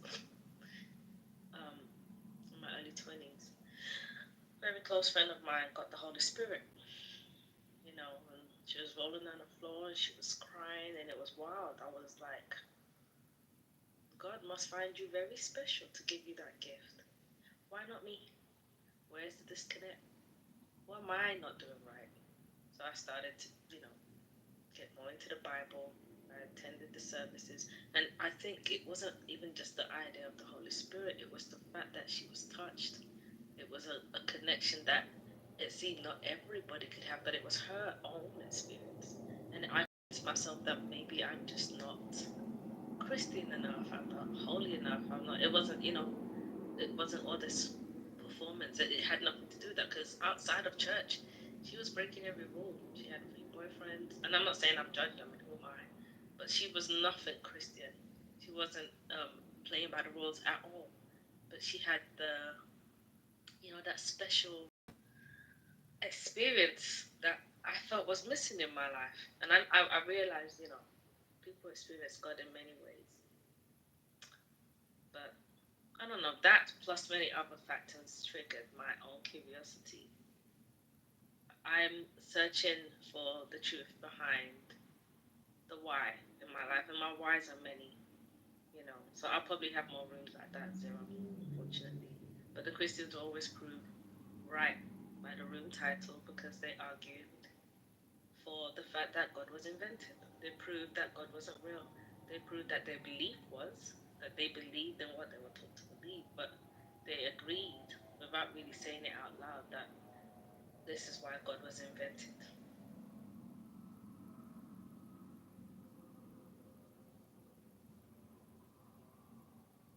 That sounds like you got to grow up one day, she. That's all. Adult you brain works much better than kid version. You keep turning into a kid when you're thinking instead of growing up. Think about the words you were saying. You were saying young girl, Holy Spirit. Then you said somebody didn't go by the doctrine of Christianity, but seemed to be touched by God. You know how silly that sounds? If there was a God, do you think just because you weren't in your building, it wouldn't see you? So if it saw her, and it wasn't, she wasn't a, let's say, devout follower. I don't know any God from polytheism to monotheism that interacts with a pretender. That's the whole gimmick of every God, that you have to really be devout for it to give you cool powers. All the gods, every God in existence rewards its most devout servants. So if this one wasn't devout, I doubt you would have to be the one that sees that. So maybe just like she was pretending when she's outside of the church, most likely she was pretending inside of the church. So maybe she learned how to act like she got this holy thing that you were talking about. Trust me, if you can act like you love someone, you can act like you're possessed. People act like they're having seizures all the time. If I'm around Christians, or Catholics, she's possessed. Like I said, all you have to do is think. I do separate religion from spirituality. And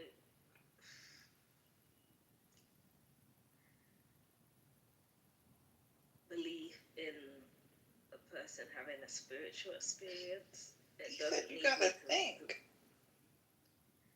Yeah. It's a great area.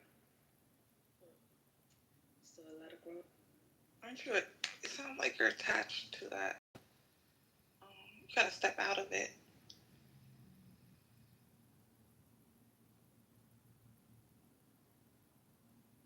For the most part, anything that you're not thinking in, then you're lost in. Imagine if there's a such thing as infinity. You could think about it, but you couldn't contain it, hence the concept of infinity. Imagine if there was a such thing as a God. You can think about it, but the word itself implies that you can't contain it. Imagine if there was an ocean. I challenge anyone to go out to the ocean and swallow as much of it as they can. And when they get out of the ocean, I can almost guarantee you that the ocean will still be there. Because I'm pretty sure none of you can swallow the ocean. So it's the same concept. You can't outthink or outswallow the ocean, but that doesn't mean that you shouldn't be able to swallow some of it. Being spiritual doesn't mean being brain dead. That's what most atheists get on theists about. They call it blind faith, which I find it very hypocritical because they have blind science. Each group victims of the same stupidity. One thinks too much and the other one thinks too little.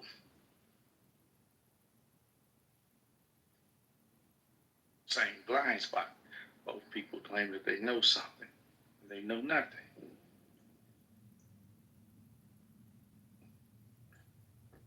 You don't know the totality of a thing, but you don't need to know the totality of a thing. I have this very nice Samsung Galaxy S24 Ultra Max. I like the big one. I do not know how to work all the features on this phone. I still have an activated voice thing where I can talk to it. Or your voicemail. Or yeah, right. There you go. Get on that part. Hey, leave your voice. But see, I don't even know how to operate the totality of this phone, but I know how to get on Clubhouse. You don't need to know the totality of God. You just need to know the part that you need to know. While everyone else is trying to know the totality of the universe, you don't need to know the totality of the universe. You just need to know the part that you need to know. You take care of this planet, and then maybe you can start talking about taking care of the universe. You take care of your relationship with your God, then maybe you can start talking about other people's.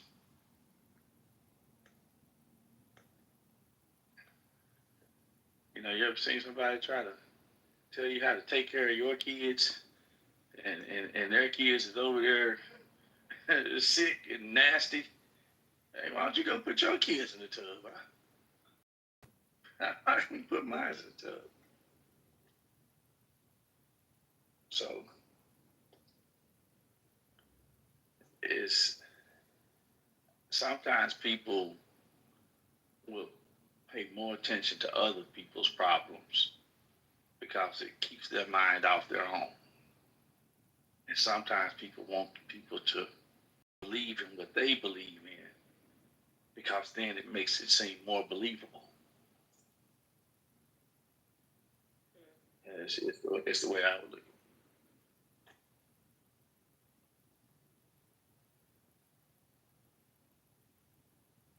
It's a blind spot. I'm working on it. And you're right. I don't need to know everything. That's what I need to know.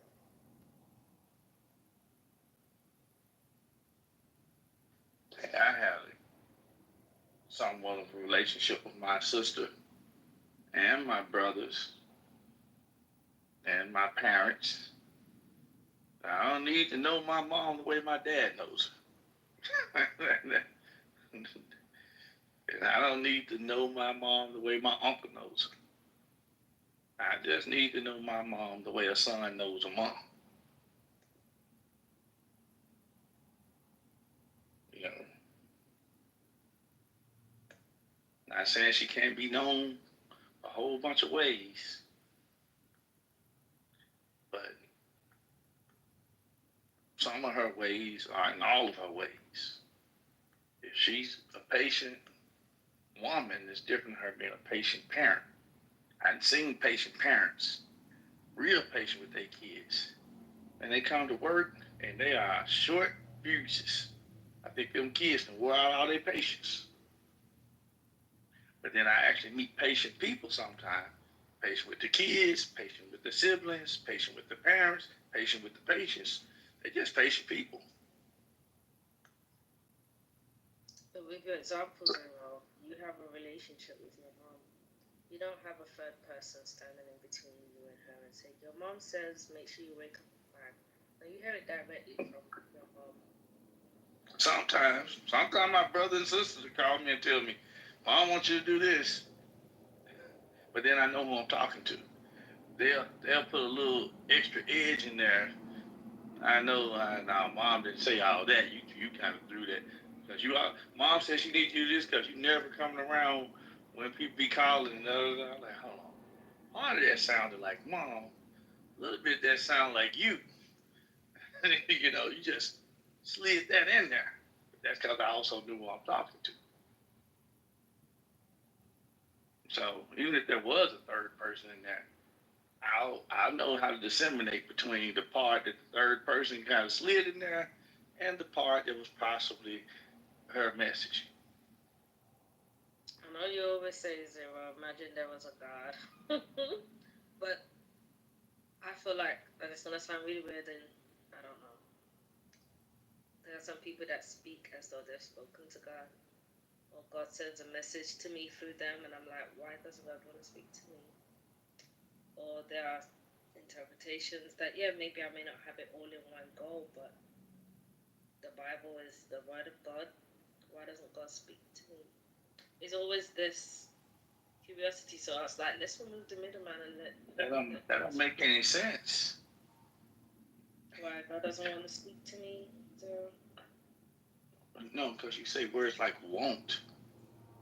If you were talking about a God, there's no concept of want. It's need. Hell, I have a battalion chief, a division chief, a lieutenant and a captain. So, hell, by the time somebody speaks to me, it's something somebody 3 ranks above me wanted me to do. But they got to go through chain of command. By the time it's told to me, I know where the order came from.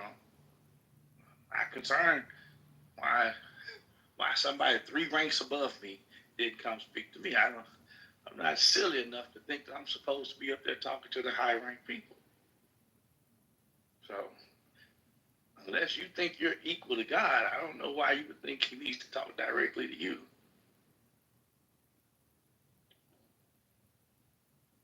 you're right. I'm just a piece of sand on a beach amongst many. I'm not that significant.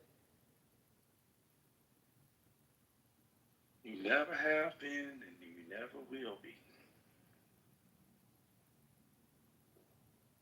Anyone who values himself is either a fool or a cow.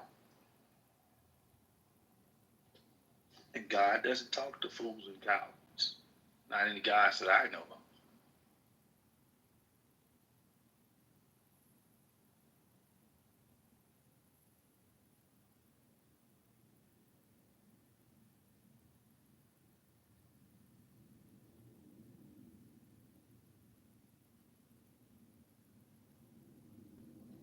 Okay, hold on. Hold on. That was man, I hope you caught that sheet. Oh, I got it. She don't have it. I got it, Jojo. That's crazy. There was a delay. It slowly registered. No, because you want to know something? It's going to be 2 weeks from now. We're going to find she bringing this shit up again. No, I might just have another inkling of another question that I've never got the answers to, and I just like. It's the same question. Yeah, little face.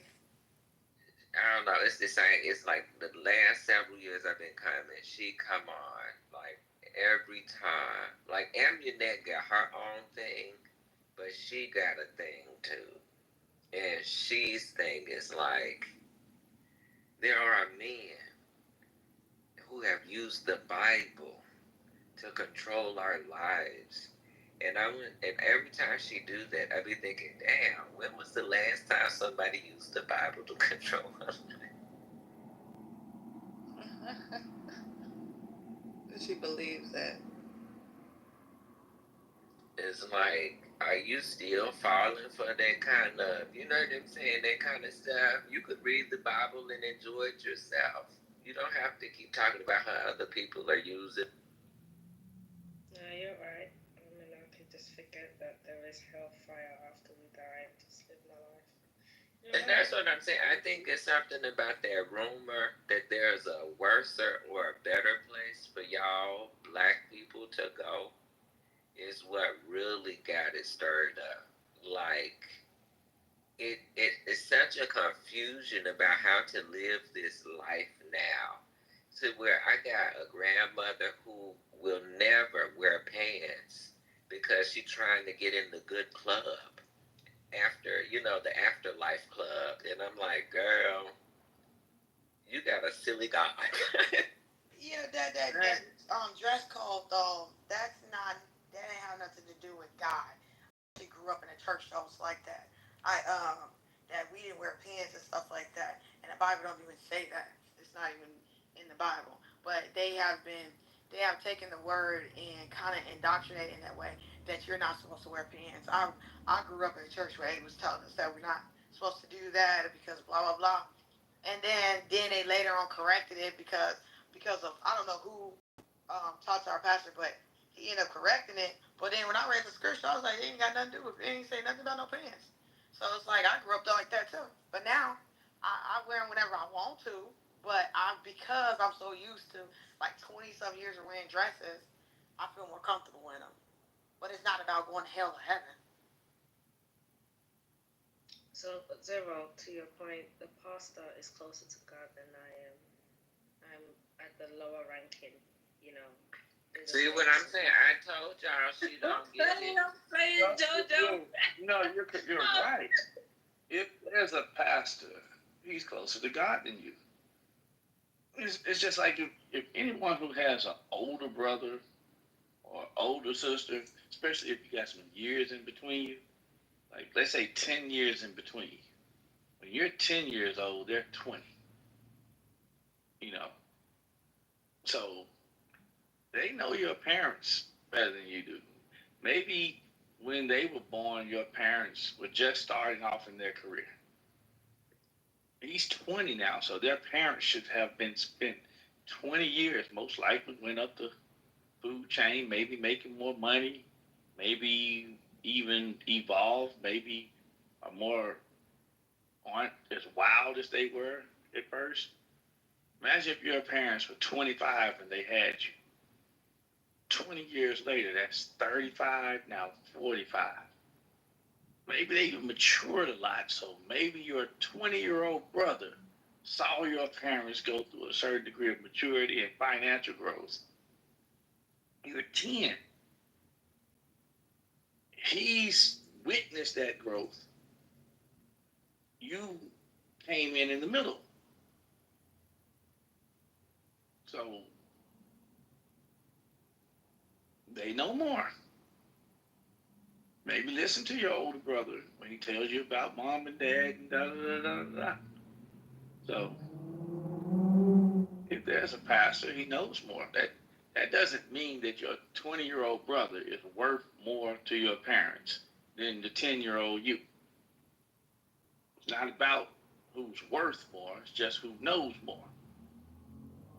So listen to your pastor. He's had a relationship with your God longer than you have. So why won't you read the Bible with us, Zero? The same reason why you won't. The same reason why you won't read the Bible. Does not need to be explained to you. Q stay pissing me off, y'all. What's the solution? Don't piss What the hell, JoJo? Zero. Why won't you do like one verse per day? Or a scripture. Zero's parables need to be studied. I am not even over that. I cannot confuse myself any further. That's what I'm saying, y'all. We got a closet full of Bibles over there. And I want to know why Zero won't read them to us. She and Q got a problem, y'all. Is it a God complex? Well, I just I can't read the Bible to you no more than I can read the Kabbalah, the Torah, the Quran, because I already know them. It's like a map, right? Imagine if I took a map and it was guiding me towards a treasure. That map was one of the most valuable maps in the world to me. But then I used one map and it took me to a puzzle piece. It was like, this the Quran leads you to this piece. But then I read another book, the Torah, and it said, oh, it led me to this piece. Then I read all the Vedas and the Tao Te Ching, and they each led me to a piece. And then I read the Christian Bible, it led me to a piece. But once I put all the pieces together, it showed me a brand new picture. A picture that you can only see after you collected all the pieces. So, to me, I don't value the maps anymore because I've already found what they lead to. So, right. Then I understand. I'm saying I'm just it's like what you won't read them to us. You can't, because you cannot understand any religious text with, what was that word that one person, you can't read religious text with the carnal mind. People pay attention to the words instead of the spirit in the words. You know, it's kind of like somebody who claims that oral traditions, when teachings were passed down orally for hundreds and sometimes thousands of years in some cultures, they say some things were lost in the oral tradition because somebody somewhere surely didn't place a word somewhere or somehow. Somebody eavesdropped and heard it and misheard something.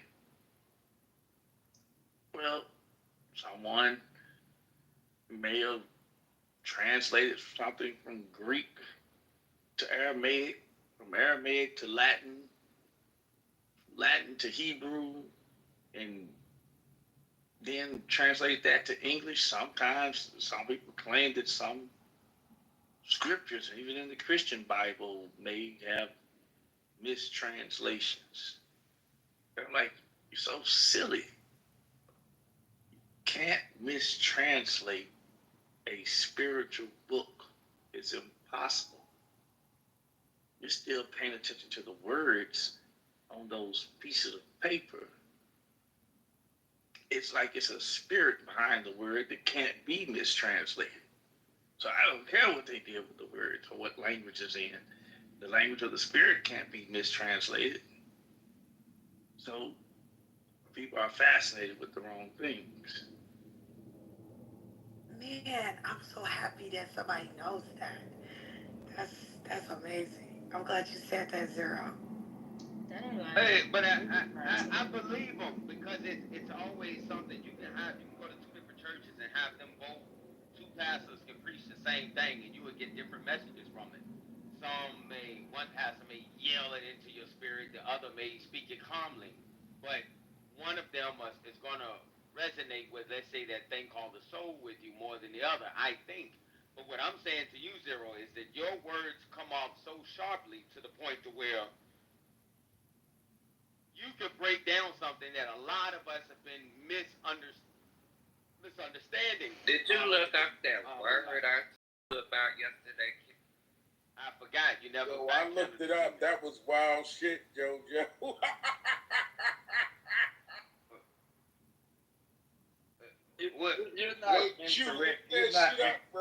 You're not. Don't pay attention to JoJo. You're not incorrect about that. I could. There is no teaching from any religious text that I could clarity to. But that's the point. If I let's say someone read some story. Give you a popular one. I heard a Christian once say that Adam and Eve had children. One of them was named Cain and the other one was named Abel. And they said that happening happened. A first killing, you know, the first murder definitely wasn't the first killing. It was just the first murder. So, what's the difference between a killing and a murder? It's the justification of it. If it was justified, it was a killing. If it was not justified, it was a murder. That's goes back as far as time can go. But there was a penalty. One of the brothers was penalized and told that he had to go somewhere else. So he went somewhere else and everything was fine. But there was some confusion of possibly being harmed by some other people. And they act like that's a big mystery. Why do you think that that's a mystery to people who claim that they've read that book?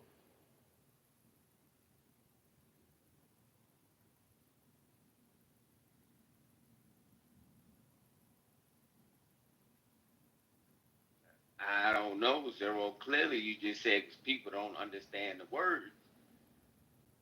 They're not. Their spirits are not aligned up with it. So why don't you tell me why, Zero? That's why I'm asking you. Well, this is the catch. This is the catch. It's like, let's call the pastor the third will. But the problem with the situation is that I have, it shifts into a dictatorship, which means if these pieces are a map, and like Zero was saying, if we take the approach of believing the pieces are a map, but as opposed to me reading the map, somebody else explains the map to me the way they want me to get it, but instead of explaining it to me as if it's a map, they explain it to me as if this one piece is the whole map. But then in the process, they lock me into the map instead of teaching me and letting me learn that this is just a map for me to reach a destination where I no longer need the map. That's what religion does. I think there is something in what I be hearing about this idea of having someone use some type of literature or a sacred book as the end all. You know what I'm saying? Like, there's a lot of people in Zero's position where they refuse to glorify a specific text. Like, you'll hear Zero pick stories from all the books that make significant to the conversation, but he tries not to idolize the books, I believe, because if we get there, then it's one of those things that he is kind of, once again, pointing people in a direction where it's like, okay, this book holds some truth, but then people will take it as this book holds the truth. And then at some point, they may incriminate Zero for saying, hey, you said this book was the truth. And now I'm out here, speculating and sounding a fool and listening to these other fools who speculate stuff about this book. And I think there is something to it where it's like, if you read all the books, you'll find like everybody's coming with a similar conversation from their part of the world, And I don't want to put this. I think it's one of those things that if you are a person who's alive today, there is an opportunity where you can just gain the same senses of truth, by just really paying attention and being aware in everyday life. I think there is something where when you try to use these books and the languaging they use sometimes it feels a little too definitive, and it kind of locks people in ideas more so than the truth too. Because like, if you are reading these books from an immature place, especially spiritually, you will find that your point of view from your place of evolution and where you're reading the book, you're going to make sense of it from that level. Like how a child can make sense of the story of Cain and Abel, and an adult making a sense of the story of Cain and Abel. It's going to be two totally different things. And whereas someone who is very spiritually sound versus someone who's just like, a random person in the world, they're going to perceive that story as two different things. So I do think there's somewhere in the conversation where it's like, not trying to use these type of books to leverage people in a way where you're saying like, oh, this is the truth and I'm the one who can decipher it. Because that's really what people want. They want somebody to say, hey, I need you to read this book for me. Give me the cheat codes so I can just play the game. And it's really just not that easy. Like, it really puts you at a place of just deep manipulation. Because this is one thing I used to say for sure. It's like, if there is a heaven or a hell, am I really going to place my bets on you to tell me how to get there? Like, am I really going to bet on you? I might as well bet on myself. Listen to how half the people be talking. That's all I'm saying. I might as well read the books and bet on them. So basically, JoJo, read the Bible myself and just come on Clubhouse every day and ask Zero a random question. So Zero, does this mean Look up that the word that I presented to you. I ain't looking up shit. You can go to hell. It works out better that way. It would. Going to hell? No, it works out better to read it for yourself and make the sense out of it that you've made out of it. And it's like, damn it, Q. Zero said you gotta read it and like read it through the spirit. And so it'll reveal to you whatever it reveals to you. And if you want to share that with me, I'll say, is that what you got from that story? Because let's just say different stories got different layers to it. Every time people talk about Christians, they talk about Abrahamic faith. Is everyone, whether you're Muslim or yes, Catholic or you're what people call Christian now, they all believe in the character of Abraham. I knew that story, but it was when I heard it, it was read to me by my dad. That's the first time I heard it, which is different than the first time I read it. I heard the story before I read the story. First time I read it, I was at a different point in life. One point, I was reading the story and I was thinking, man, pretty cool to talk to God. I thought the whole story is about how cool it was to talk to God, how to be a disciplined servant. But I was constantly thinking about just this so-called God talking to a human. It always seemed interesting. And so my dad used to read it to me. Of course, my dad's voice was God's voice, the way he used to read, and then he'll imitate the other character's voice and so forth and so on. He was a character like that. And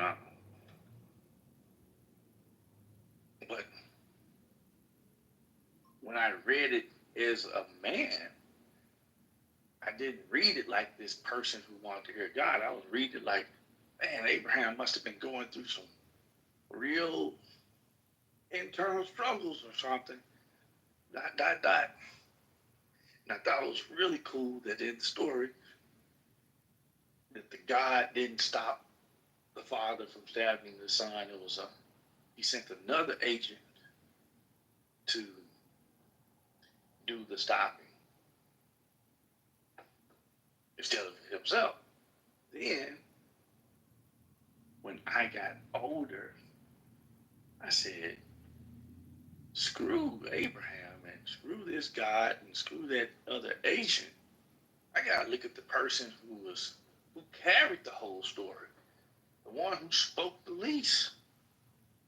It was the one they called Isaac.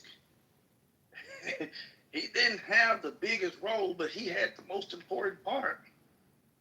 It's like, hey, go over there and lay down on that table right there. Be right with you. There's no restraints, no nothing. You know, a willing sacrifice. I don't know which one's more difficult, to be a father and stab your own son, or to be a son and lay still and let him do it. You know, so I read it from the angle of the son. I read it from the angle of the father. I read it from the angle of the faith. But each angle showed me a different aspect of that theology. Throughout that theology, it always shows things in a very Trinitarian type way. Most of its stories typically have three characters. It'd be one story, but it's typically three characters. Even with the Jesus at the end, his execution, once again, three characters. It's very common in Christian theology. Completely opposite when I was reading different Vedas. There was many characters in one. Taught me something else. So, just saying, you can read the story and get something out of it, but I guarantee you can probably read. It's like watching a movie multiple times. You'll see something you didn't see the last time. What happens is people will watch the movie in their 20s and still be talking about it in their 40s, and they haven't rewatched it. Somebody will have some amazing spiritual experience in their 25, and they'll be 45, still using that singular spiritual moment as a definition of their spirituality. I'm like, what? That's like me having sex one time, and then me judging sex off of how it was when I lost my virginity. You know, but people do it. Not gonna be the same. I'll land there. Yeah, that's not gonna be the same. Yeah, that's kind of crazy. But yeah, I always thought of the Bible as the living word. Like anytime you read it, you can always get something different each time you read it. So I always call it. I always say that is. So which Bible should I buy, Zero? Wait a minute, Q. Jeez. Goodness. I was just gonna say this, dang it. I know you ain't. You know what? I don't rush you when you're speaking. Don't do that.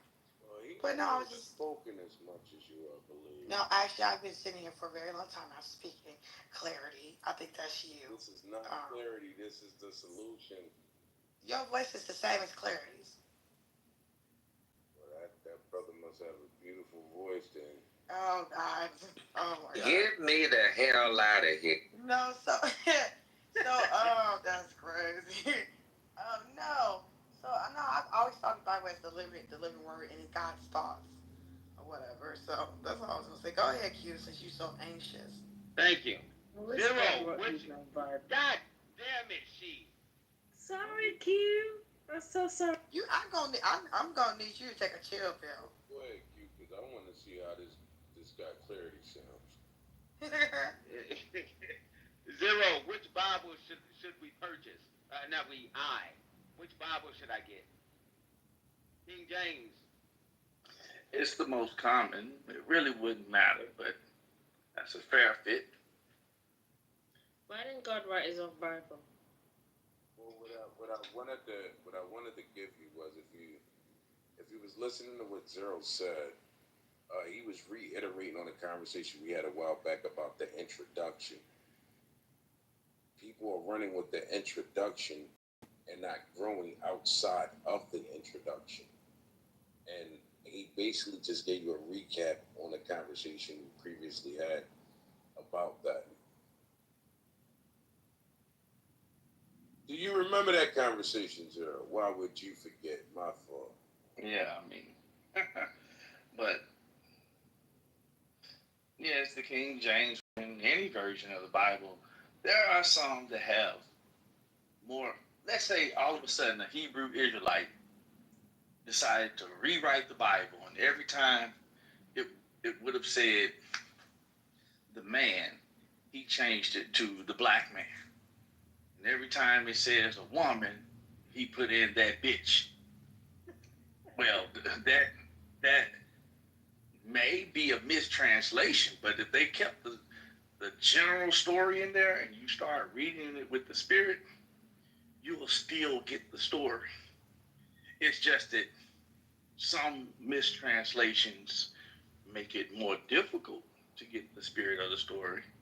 It's no different than if I went to a mosque, and at this one in particular mosque, all of these very curvy women wore these extremely tight hijabs or hijabs, and all I can see is their figures and these beautiful mesmerizing eyes, and they were just all over the place. Then it'll be kind of very difficult for me to stay focused on what's being said. I mean, I could, but it'll be more challenging. So some Bibles, their translation, their literal translation, makes it more challenging, but it doesn't make it impossible to pull the spirit of the book out of the words. But I would say definitely the King James Version is one of the easiest ones that has very few words that should cause you to not receive the spirit of the book if you're open to the spirit of the book. And see, that's the thing about anyone who's looking for anything. This just doesn't have anything to do with God. You don't understand. You failed in life because you're a fool.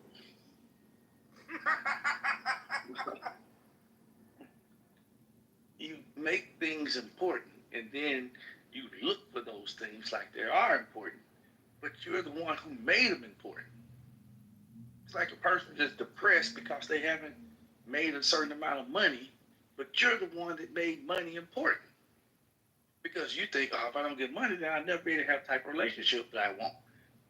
And if the type of relationship you want has to have money in it, I'm not too sure that you should make that an important relationship.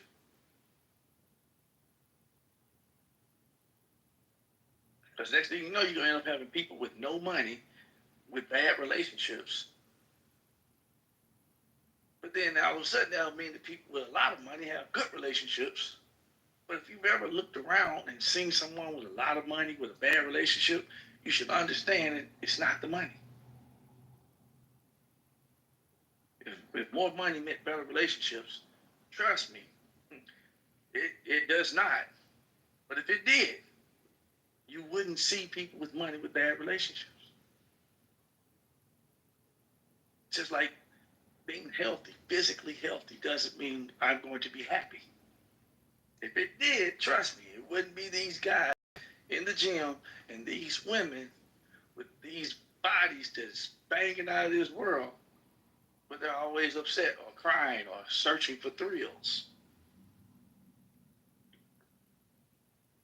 So trust, a healthy body and a healthy bank account does not make a person. But if you're thinking that it does, will break a person. It'll break you thinking that makes you. But if that's your pursuit, go and get the banking body and go get the fat bank account. And I'll see you when you're 50. Tell me how it worked out. I pretty much know how it's going to work out. Well, Zero, sounds to me like some of these guys are almost already 50. You would have to question them now. Doesn't matter. Everybody that plays this game ends up in the same space. Hey, Zero, can I jump in on what you said earlier?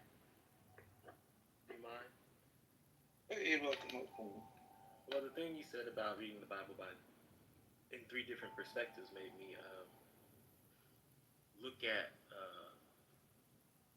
people's attention, even mine. You know how when we're younger, when we're babies or like children, we look at the world differently than when we look at it now. Having bills and responsibilities. As a kid, you don't get those things. Well, hopefully you don't. Some kids do, but hopefully you don't. And then you get to focus on the things you want, your desires. But as a child, and you hit adolescence, starting to understand that you get desires that you can't even, like your parents can't even fulfill for you. So you got to go fulfill them for yourself. Like I would call these paradigm shifts. And I understand what you mean when people only remember their first instance of something and not going deeper. It's like when you learn about the Constitution, the American Constitution, in school. But when you get older, you never go back and read it. Why is it? It's because you don't care about what's in it. You think you know everything you need to know about where you're living, about the people you're working for, about the things that you care about, the money you're making, the banks you're putting your money in. You think you know everything. You think everything's set in stone. So you don't want to learn anything more about where you're at. But there are people who want to know more about where they're at. We call them cynics, right?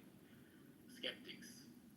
And these people look again. They look twice, maybe 4 or 5 times. And they know why. And they try to share why. And then the people with the introductory paradigm, they can't grasp what these people are saying. They sound crazy. Kind of like you, Zero. Like you sound crazy to some people, I'm pretty sure.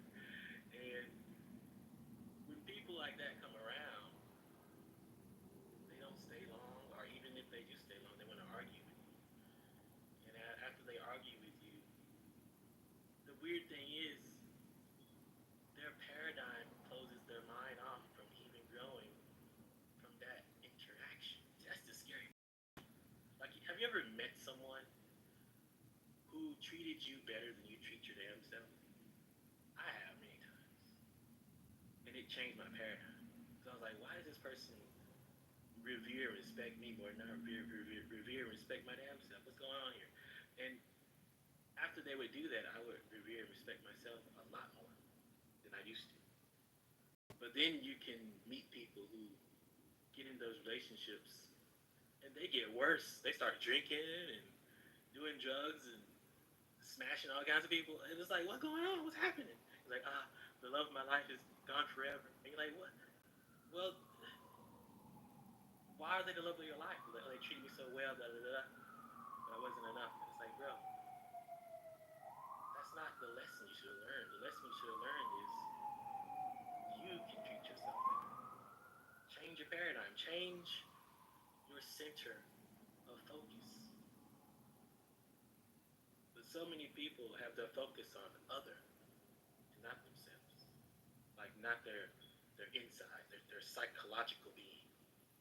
They have their focus on their physiological being, which is connected to the society we're in. And that's a toxic way to live. You can't grow that way. You'll always be focused on material nonsense. You'll always fail. Your paradigm will never grow into a higher, more sophisticated, more free, more liberated sense of being.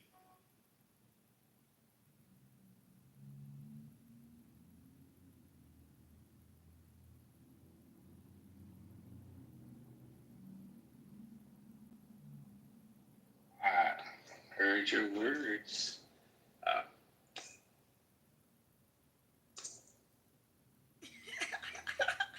People experience things, and you can just grow with it.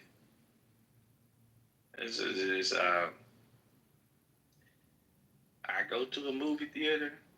I drink a little bit before I go. It's a comedy.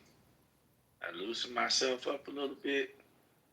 It seems a lot funnier sometimes when I'm a little inebriated. Opens me up to the humor. I go to a movie theater and I'm frustrated, and it's a comedy, but I may miss half the jokes because I took my attitude in there, and I really wasn't in the mood for a comedy because I was carrying some tension with me, or I go to watch an action movie, but I'm wound up. So I'm like, man, this movie is slow, but it's not slow. It's actually well paced. I'm just anxious. I'm just anxious to get to the what people call the good part. But that's because I went in there wound up. So it's like I think I know something about the movie but I'm forgetting the person that went in to watch it. So sometimes people read the Bible in certain mental and emotional spaces. Sometimes people read it when they're lonely. Sometimes people read it when they're angry. Sometimes people read it when they're bored. And sometimes people don't read it with a question in mind. They already got an answer in their head, and they read the Bible trying to see if they can find out where the Bible confirms it. Like, ha, I knew I was right. They were reading it to be validated. If you're reading it that way, then you don't find what you're looking for. Well, I know I'm not going to read it that way because everything I say to you is wrong. So I can't read that Bible and feel confident in my understanding of it. If I'm a fool to you, I'm a fool to, let's say, my creator. And me. Yeah. So, of course, you, JoJo. Absolutely, I agree. You're not a fool to me. You got to be fool to yourself. Oh, shit, Zero. I've been a fool ever since the day we met, man. You crazy as a bit, boo. So...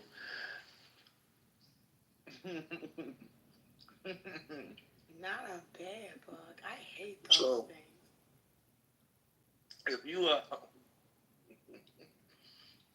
like I said, there's nothing you can look for that you won't find. So if you look for it, you'll find it. But you gotta be honest with yourself on what you're looking for. I'm like, what am I looking for? Not the thing, like, why am I looking? Like, if all of a sudden I was at the station and one of the guys' wife came up there and then he called her to one of the offices and he closed the door. If I'm standing outside the door, why am I trying to listen to what he's saying to his wife? Like, what am I listening for? Like, not what am I trying to hear, but why am I trying to hear their conversation? So if I was reading the Bible and I'm looking for God, what am I looking to God for?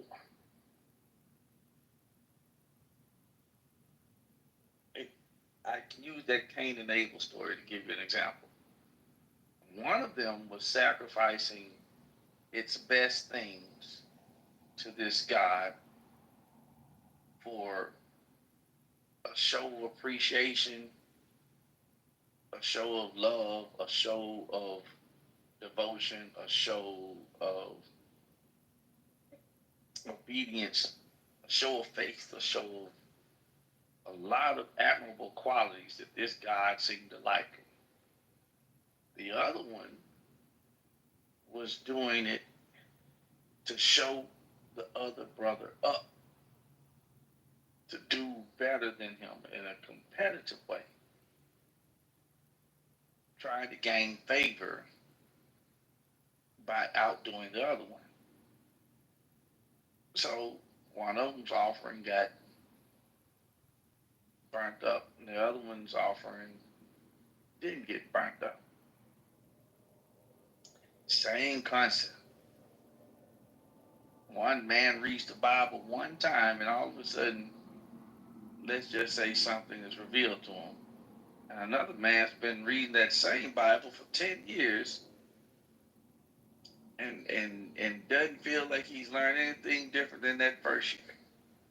Well, it wasn't what you were reading, it was why you were reading it. I also have heard it said, I had a doctor, I wasn't feeling well, and I go to her, and she's a very, very prophetic kind of woman. And she was like, have you been reading your Bible? Now, I have been in college at that time and took humanities. So I was like, it's other books. I was kind of smug in my answer. And she smacked me on my forehead and she said, hey, you gotta read your Bible because every time you read it, it's gonna minister to you differently based on your experience. And I was like, oh, wow. And that had fascinated me in a way because I had new people in different religious systems and denominations and churches that made it seem like, no, this is what it meant. And this is how you should take it. And this is what the interpretation is. Whereas, when I started, especially once I got through the Gospels, I was like, oh, I kind of see what's really going on in the world. It was like Jesus had put me up on game. I said all that to this, but it was ministering to me based on my experience. I still feel like when I meditate on the 23rd number of Psalms, even new, deeper, revelations about my relationship with my master, it shows up like the new revelation just based on my experience. And I think people are trying to read the Bible from a place, not from their own experience or their own reality, their real life. They're trying to read it from a place someone wrote this book and filled it with the answers, and the book is literally a bunch of Aesop fables. You know what I'm saying? The teacher's gonna ask at the end of the story, now what did y'all learn? Hello? What did you watch? You got a hot mic, Renzo. Huh? I said you got a hot mic. What? Solution. Oh no, let him keep talking. No. Hey, you. No, don't say nothing. Hello? Don't say nothing. There we go. Man, you always gotta do that, Q. I'm reading them. Well, I could go along with what JoJo's saying. It is similar to Aesop fables or fables. But like I say all the time, you'll see what you want to see. When you want to see more, you'll see more. When you want to be confused, you'll be confused. Some people say this confuses me. I'm like, well, that's because you like being confused. And they say, no, I don't. And I say, yes, you do. And that's why I feel like Q is helpless. So, but damn. I didn't say that. JoJo said that. So I'm the nigga want to be confused. So I say sometimes, and this is the way my uncle taught me. Sometimes if you really want to swim, just jump in the deep end. You'll drown or you'll learn how to swim. That's the way they taught me. But I didn't teach my kids that way. I've been in the deep end many a time, have never drowned, but still think I don't know how to swim. It's well, I know how to survive, but I didn't know how to swim. But knowing that I could survive gave me strength. But I'll say that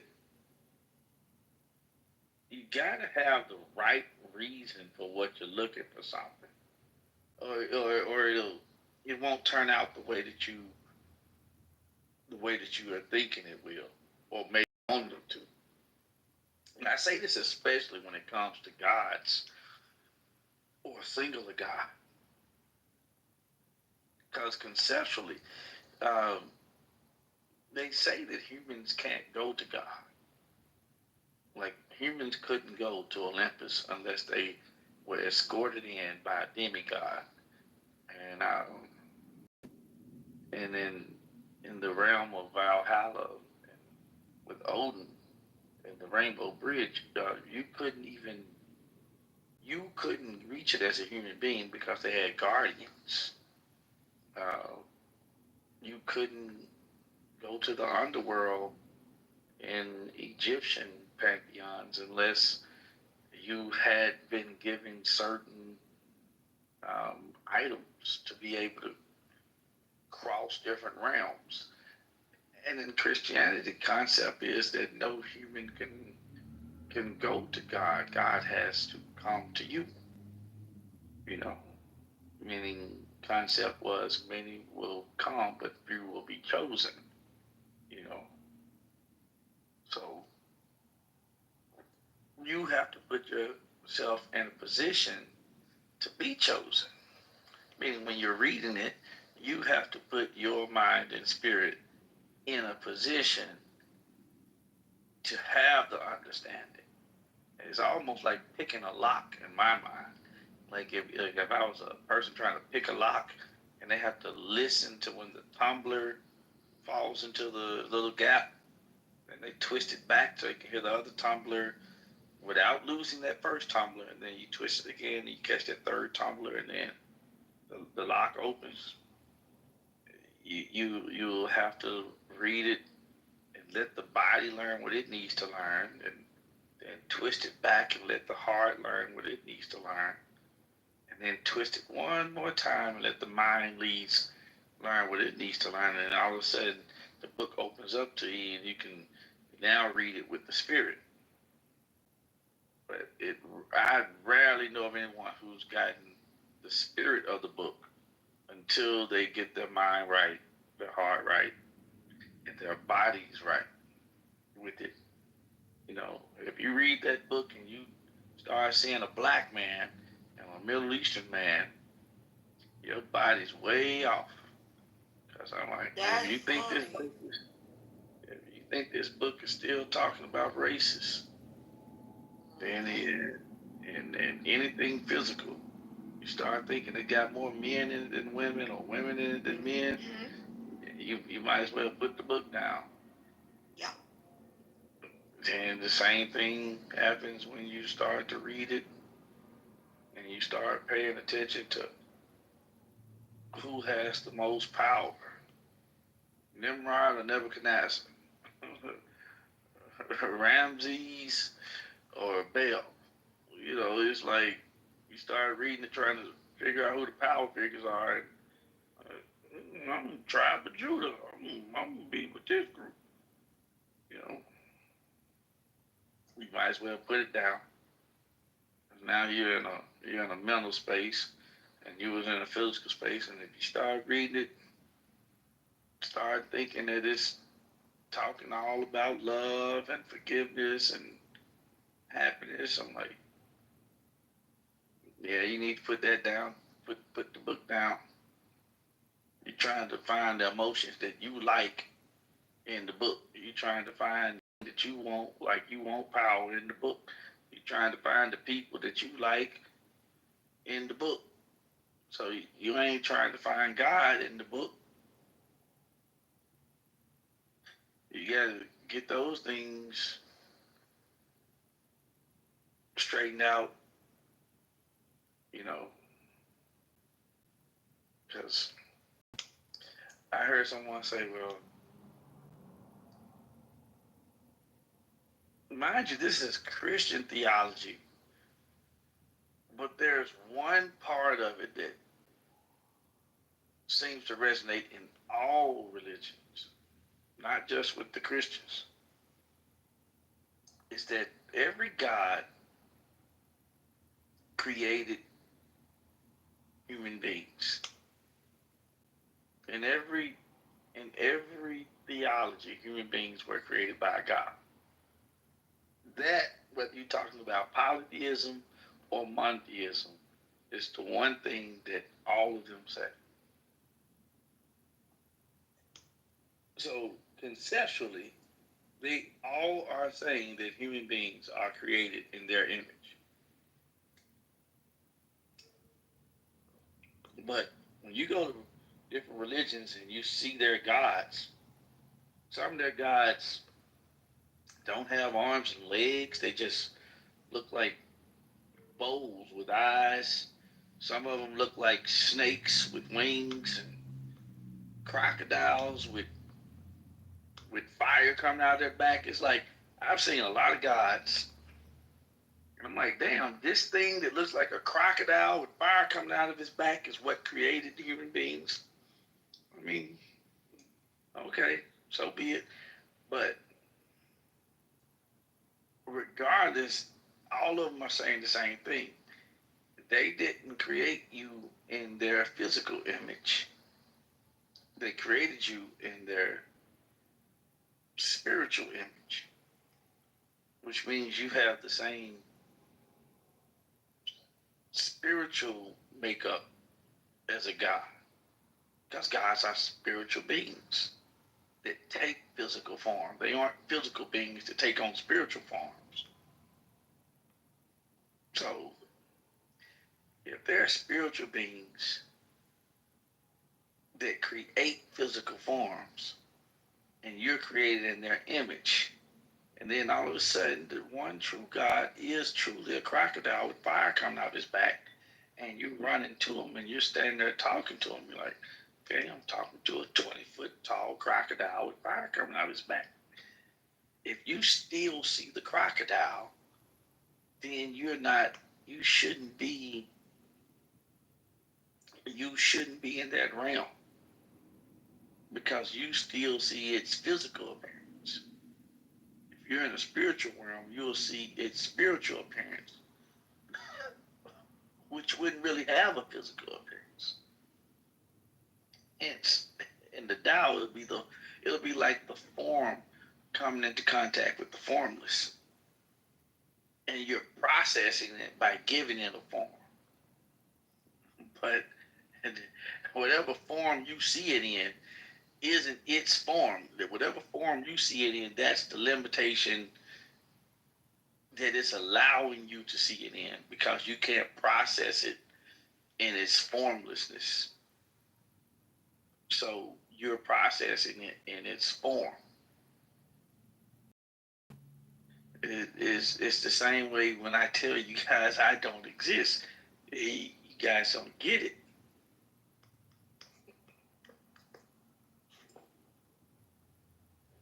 But you will or can one day.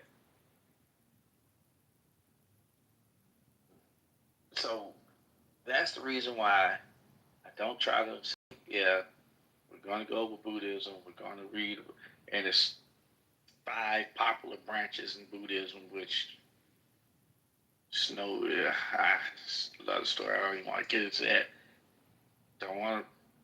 We can read the Tao Te Ching, because the Tao Te Ching is a little more poetic, I think, more structured. Can't go to Hinduism and read all the different Vedas and, too many gods. That'd take forever. Can't go into Catholicism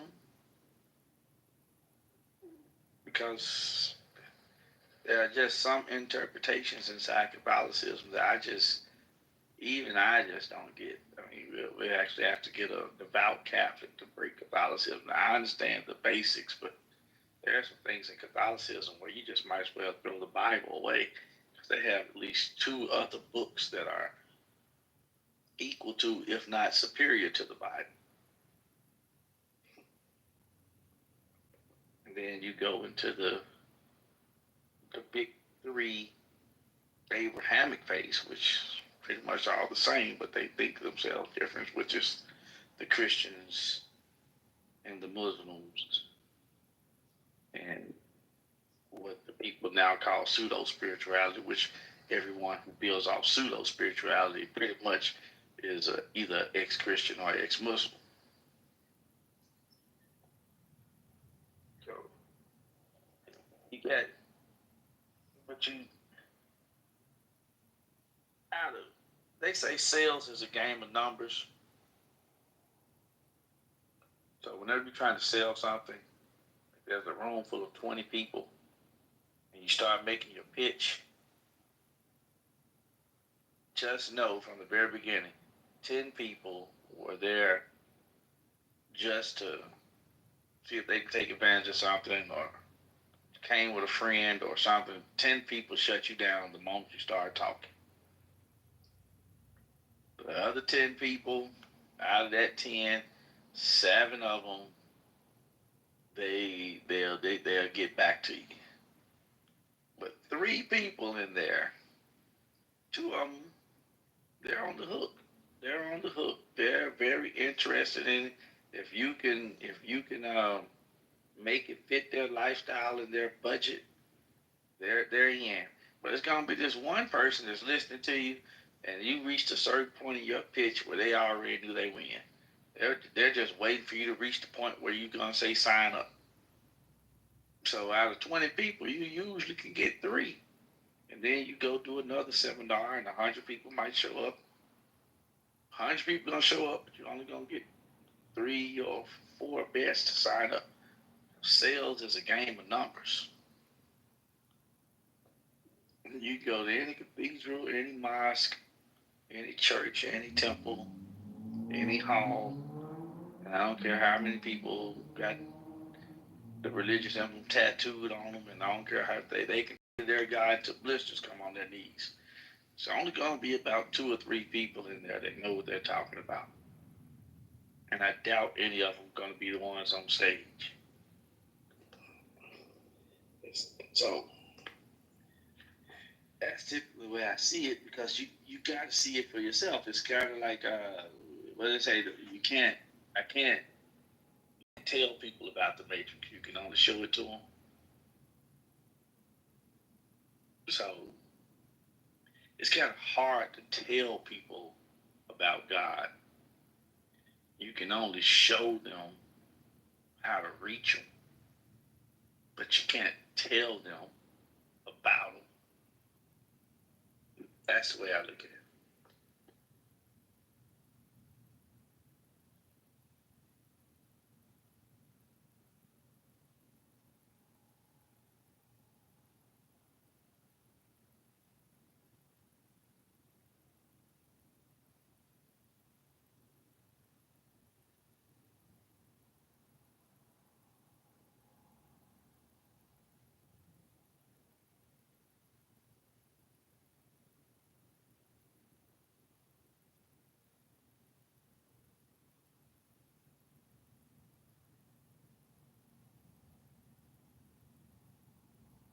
But isn't it funner that way? At least from my viewpoint. Isn't it funner to go somewhere like, let's say you go to the Great Wall of China this year, the summer, and then I go in the winter, and we went to the same place. And then I'm like, man, what did you think about the Great Wall of China? And you start telling me about the experience of being there, but you can't take the summer out of the experience because the heat affected how you experienced the Great Wall of China. And then I tell you about the Great Wall of China, but I went in the winter. And man, you could think about the differences of what we were able to do while we were there, simply because of the different temperature. I think it's really cool to describe how we met our spirituality more so than trying to define it. Like, let's just describe it on how we met it. And then you might be like, man, I'm gonna try to go see the Great Wall in the winter, so I can. And I'm like, man, I might go in the spring one time. Or like, hey, let's both go during the Chinese zodiac. We're gonna go during the Chinese New Year. We're not gonna go during the American New Year. We're gonna when it's New Year's in China, we're gonna be out at the Great Wall at the New Year. They do an amazing fireworks show and da da da da. So this time we're not going to go in the winter, and this time we're not going to go in the summer. Amazing enough, Chinese New Year is, which may say spring. So boom, see, now the difference is I went by myself in the winter, you went by yourself in the summer, but this time we went together in the spring, and now it's three different things different. Number one, spring. Number two, it's both of our second time, so we're gonna go with a little knowledge of what you could do there. And then three times it's gonna be the first time I went with somebody else. So it'll change the whole experience because the variables are constantly changing. To me, truth and understanding work this way. Because I used to say all the time, learning the truth and learning yourself are similar as, like I said, no man can stand in the same river twice. You step into a river, whatever water you were standing in, it's not the same water that you're standing in 1 second later. And if there's a river of truth and truth is ever flowing, then when I get in it, I can still be in the truth, but I'll never be in the same truth because it's constantly moving. And if I want to keep up with it, I'm going to have to stop standing. I'm actually have to lay down in it and get into the flow of it. I was talking to Micey about this, and she was talking about being in the ocean and the undercurrent, on how you could step into the water, and the water can be just a shifting and a moving while you're in it. And you can only go like 4 or 5 feet out there into the ocean, and that undercurrent or the current of the water itself is slowly pushing you left or right. And you can be with a group of people, and they're on the beach, and you just think you playing in the water, and then you get ready to get out. You like 40 feet down from the beach. You like, how did I get way over there? Because it was just, the ocean was slowly carrying your butt away. I think when you get into the truth and you get into the flow of it, it'll slowly carry you away from some people. You'll get like, after go get with my people, and you see they don't even look like your people no more. They so far away. Because once you let the truth flow in you, it takes you out of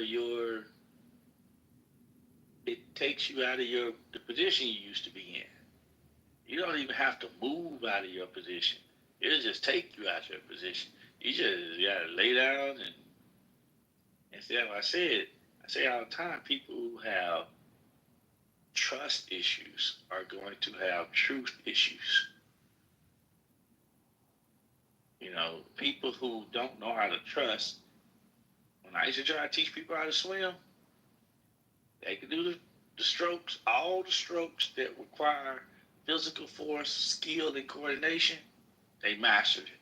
All the types of swimming, like floating, that actually require for you to lay back and just have like a little bit of breath work, but for the most part, and some people say, no, I'm too heavy, or I'm not buoyant enough. They're like, I don't have enough buoyancy in my bone density.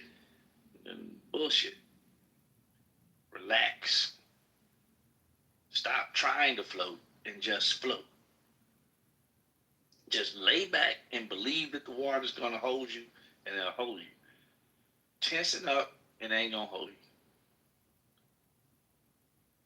most people I just give up on. Like, you don't know how to trust the water.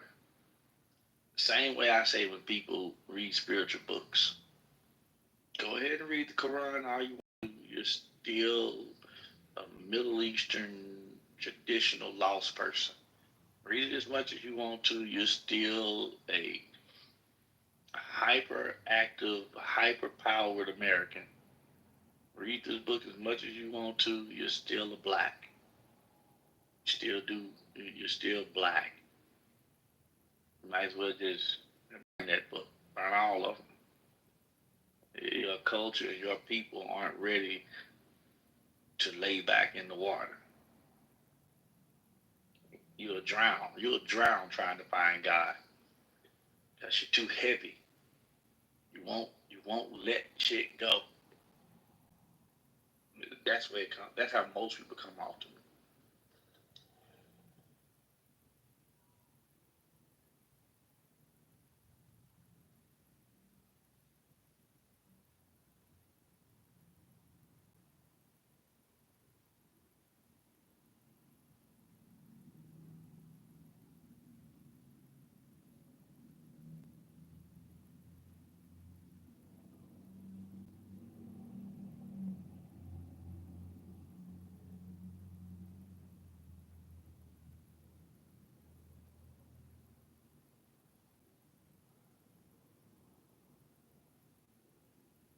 But I can say this. Amunet is new to the group.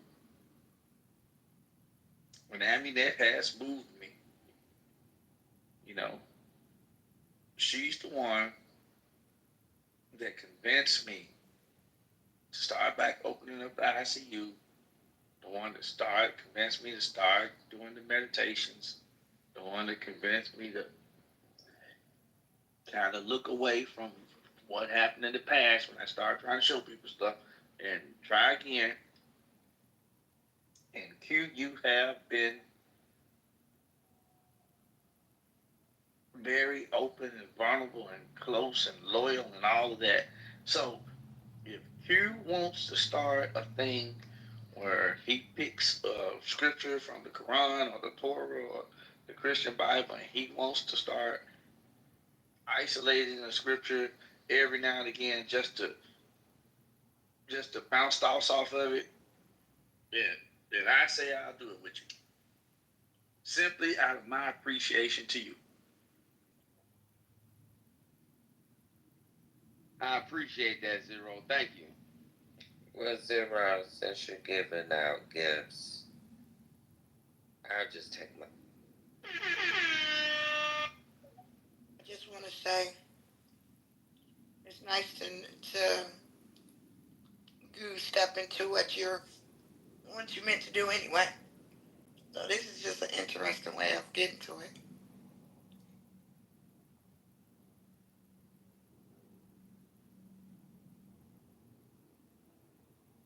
Well, last day of our weekend, ladies and gentlemen,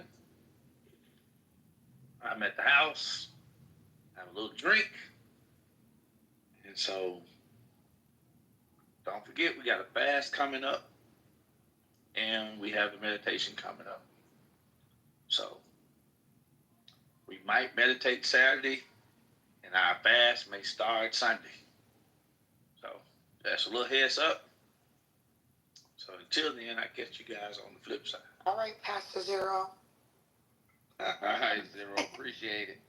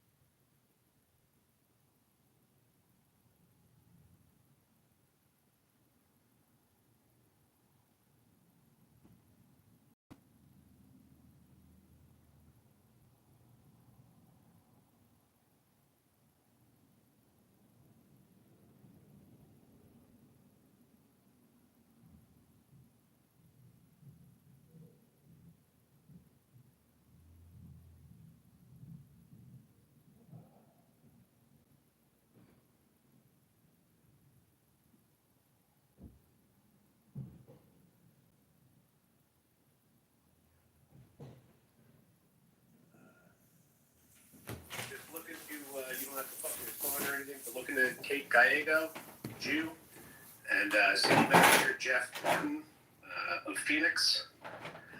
They both pushed the COVID vaccine. This is a crime against humanity. Looking to Rep. Greg Stanton, who is promoting, and the rest of the Republicans in Arizona, they're all promoting the new police chief of Phoenix, Matthew Giordano. So when all the Shabbos, Goys, and Jews are promoting someone who's in law enforcement, that's a major red flag. Eli Crane thinks they're all cooked. So if you're listening and you hear me, fucking look into shit, or I'm going to show up at your office real fucking soon. GOP, I know personally he is good people, and Kate Gallego that you talked about, I'm going to give you another name. Daisy Montoya, Daceymontoya. She was the campaign treasurer for Kate Gallego. This is Ruben Gallego's ex-wife. Ruben Gallego from Humpty Dumpty Institute, where he works directly for Jeffrey Epstein's brother, Mark Epstein, and is an illegitimate senator, was not fucking elected. Kate Gallego, her Phoenix mayoral campaign was literally run by Daisy Montoya. Who is that? He's also the treasurer of Sam Bankman-Fried's FTX. Alright? Daisy Montoya is from British Columbia. She is a fucking operative that basically control of the DNC, Mossad or GCHQ or both. And she is one of the key money launderers for all of these Bolshevik politicians from the DNC. You know, it's basically Bolshevism on the left and Likudniks, Jabotinsky Zionists on the right. So neither one is conducive or can be allowed to foster in this country. But this is a key operative. And when I was in Arizona working with investigators for the stolen 2022 election in Arizona, Daisy Montoya was the person that I had identified that was the common thread between, you know, Kay Gallego and Adrian Fontes, and Stephen Richer, and, you know, Mark Kelly, his wife, Kathy Giffords, ADL gun-grabbing operative of Mossad and fucking Michael Bloomberg. Mark Kelly is illegitimate as fuck. He was not elected. However, the problem is, who was the alternative? Well, that would be Peter Thiel's homeboy, Blake Masters. So it's damned if you don't. We've got to get some good politicians running and legitimately elected in Arizona, and it sucks because AZ is such a cool state with such awesome people. It probably has the most corrupt political framework of any state that I can think of. I mean, maybe New York, maybe South Florida, but like, if it, you know, next to DC, Arizona is as bad as it gets in this country. And the National RNC committeeman for a long time, Bruce Ash, literally the chairman of GOP Israel, why that exists, who fucking knows, and literally the chairman at one point of the Jewish Federations of Southern Arizona, a Mossad arm, the Arizona Mossad arm of the Jewish Federations of North America. So you guys got tons and tons of problems down there. I empathize, and I pour my heart and soul into that state, and I love Arizona. But Maricopa GOP is somebody that I don't talk, let me be clear, I don't talk to a lot of the people that I used to work with in Arizona, especially after 2022, at least not anymore, because many of them have petered away and proven themselves to be limited hangouts and adversarial to America-only interests. Maricopa GOP is not one of them. He is good people. Thank you for clearing that up, Richard. No shots taken, but we need to start fucking talking about shit that's important for humanity, and there's no more tucking your tail between your fucking legs. And that goes for everybody in here. Get in the comments on all these corrupt politicians. But just to get to the topic of Epstein, Tucker, and more, if anyone's questioning Epstein and his ties to fucking Mossad, we need to look into Meyer Lansky, who was blackmailing J. Edgar Hoover since the inception of the FBI, the Federal Bureau of Investigations, the people who are supposed to be investigating all the fucking crimes, these federal crimes. Now, this is from J. Edgar Hoover, ran the FBI from 1935 to 1972. If we think that they just gave up one of the most powerful fucking positions, most powerful agencies in the country in 1972, because this guy got ushered out, come back to Earth, and realized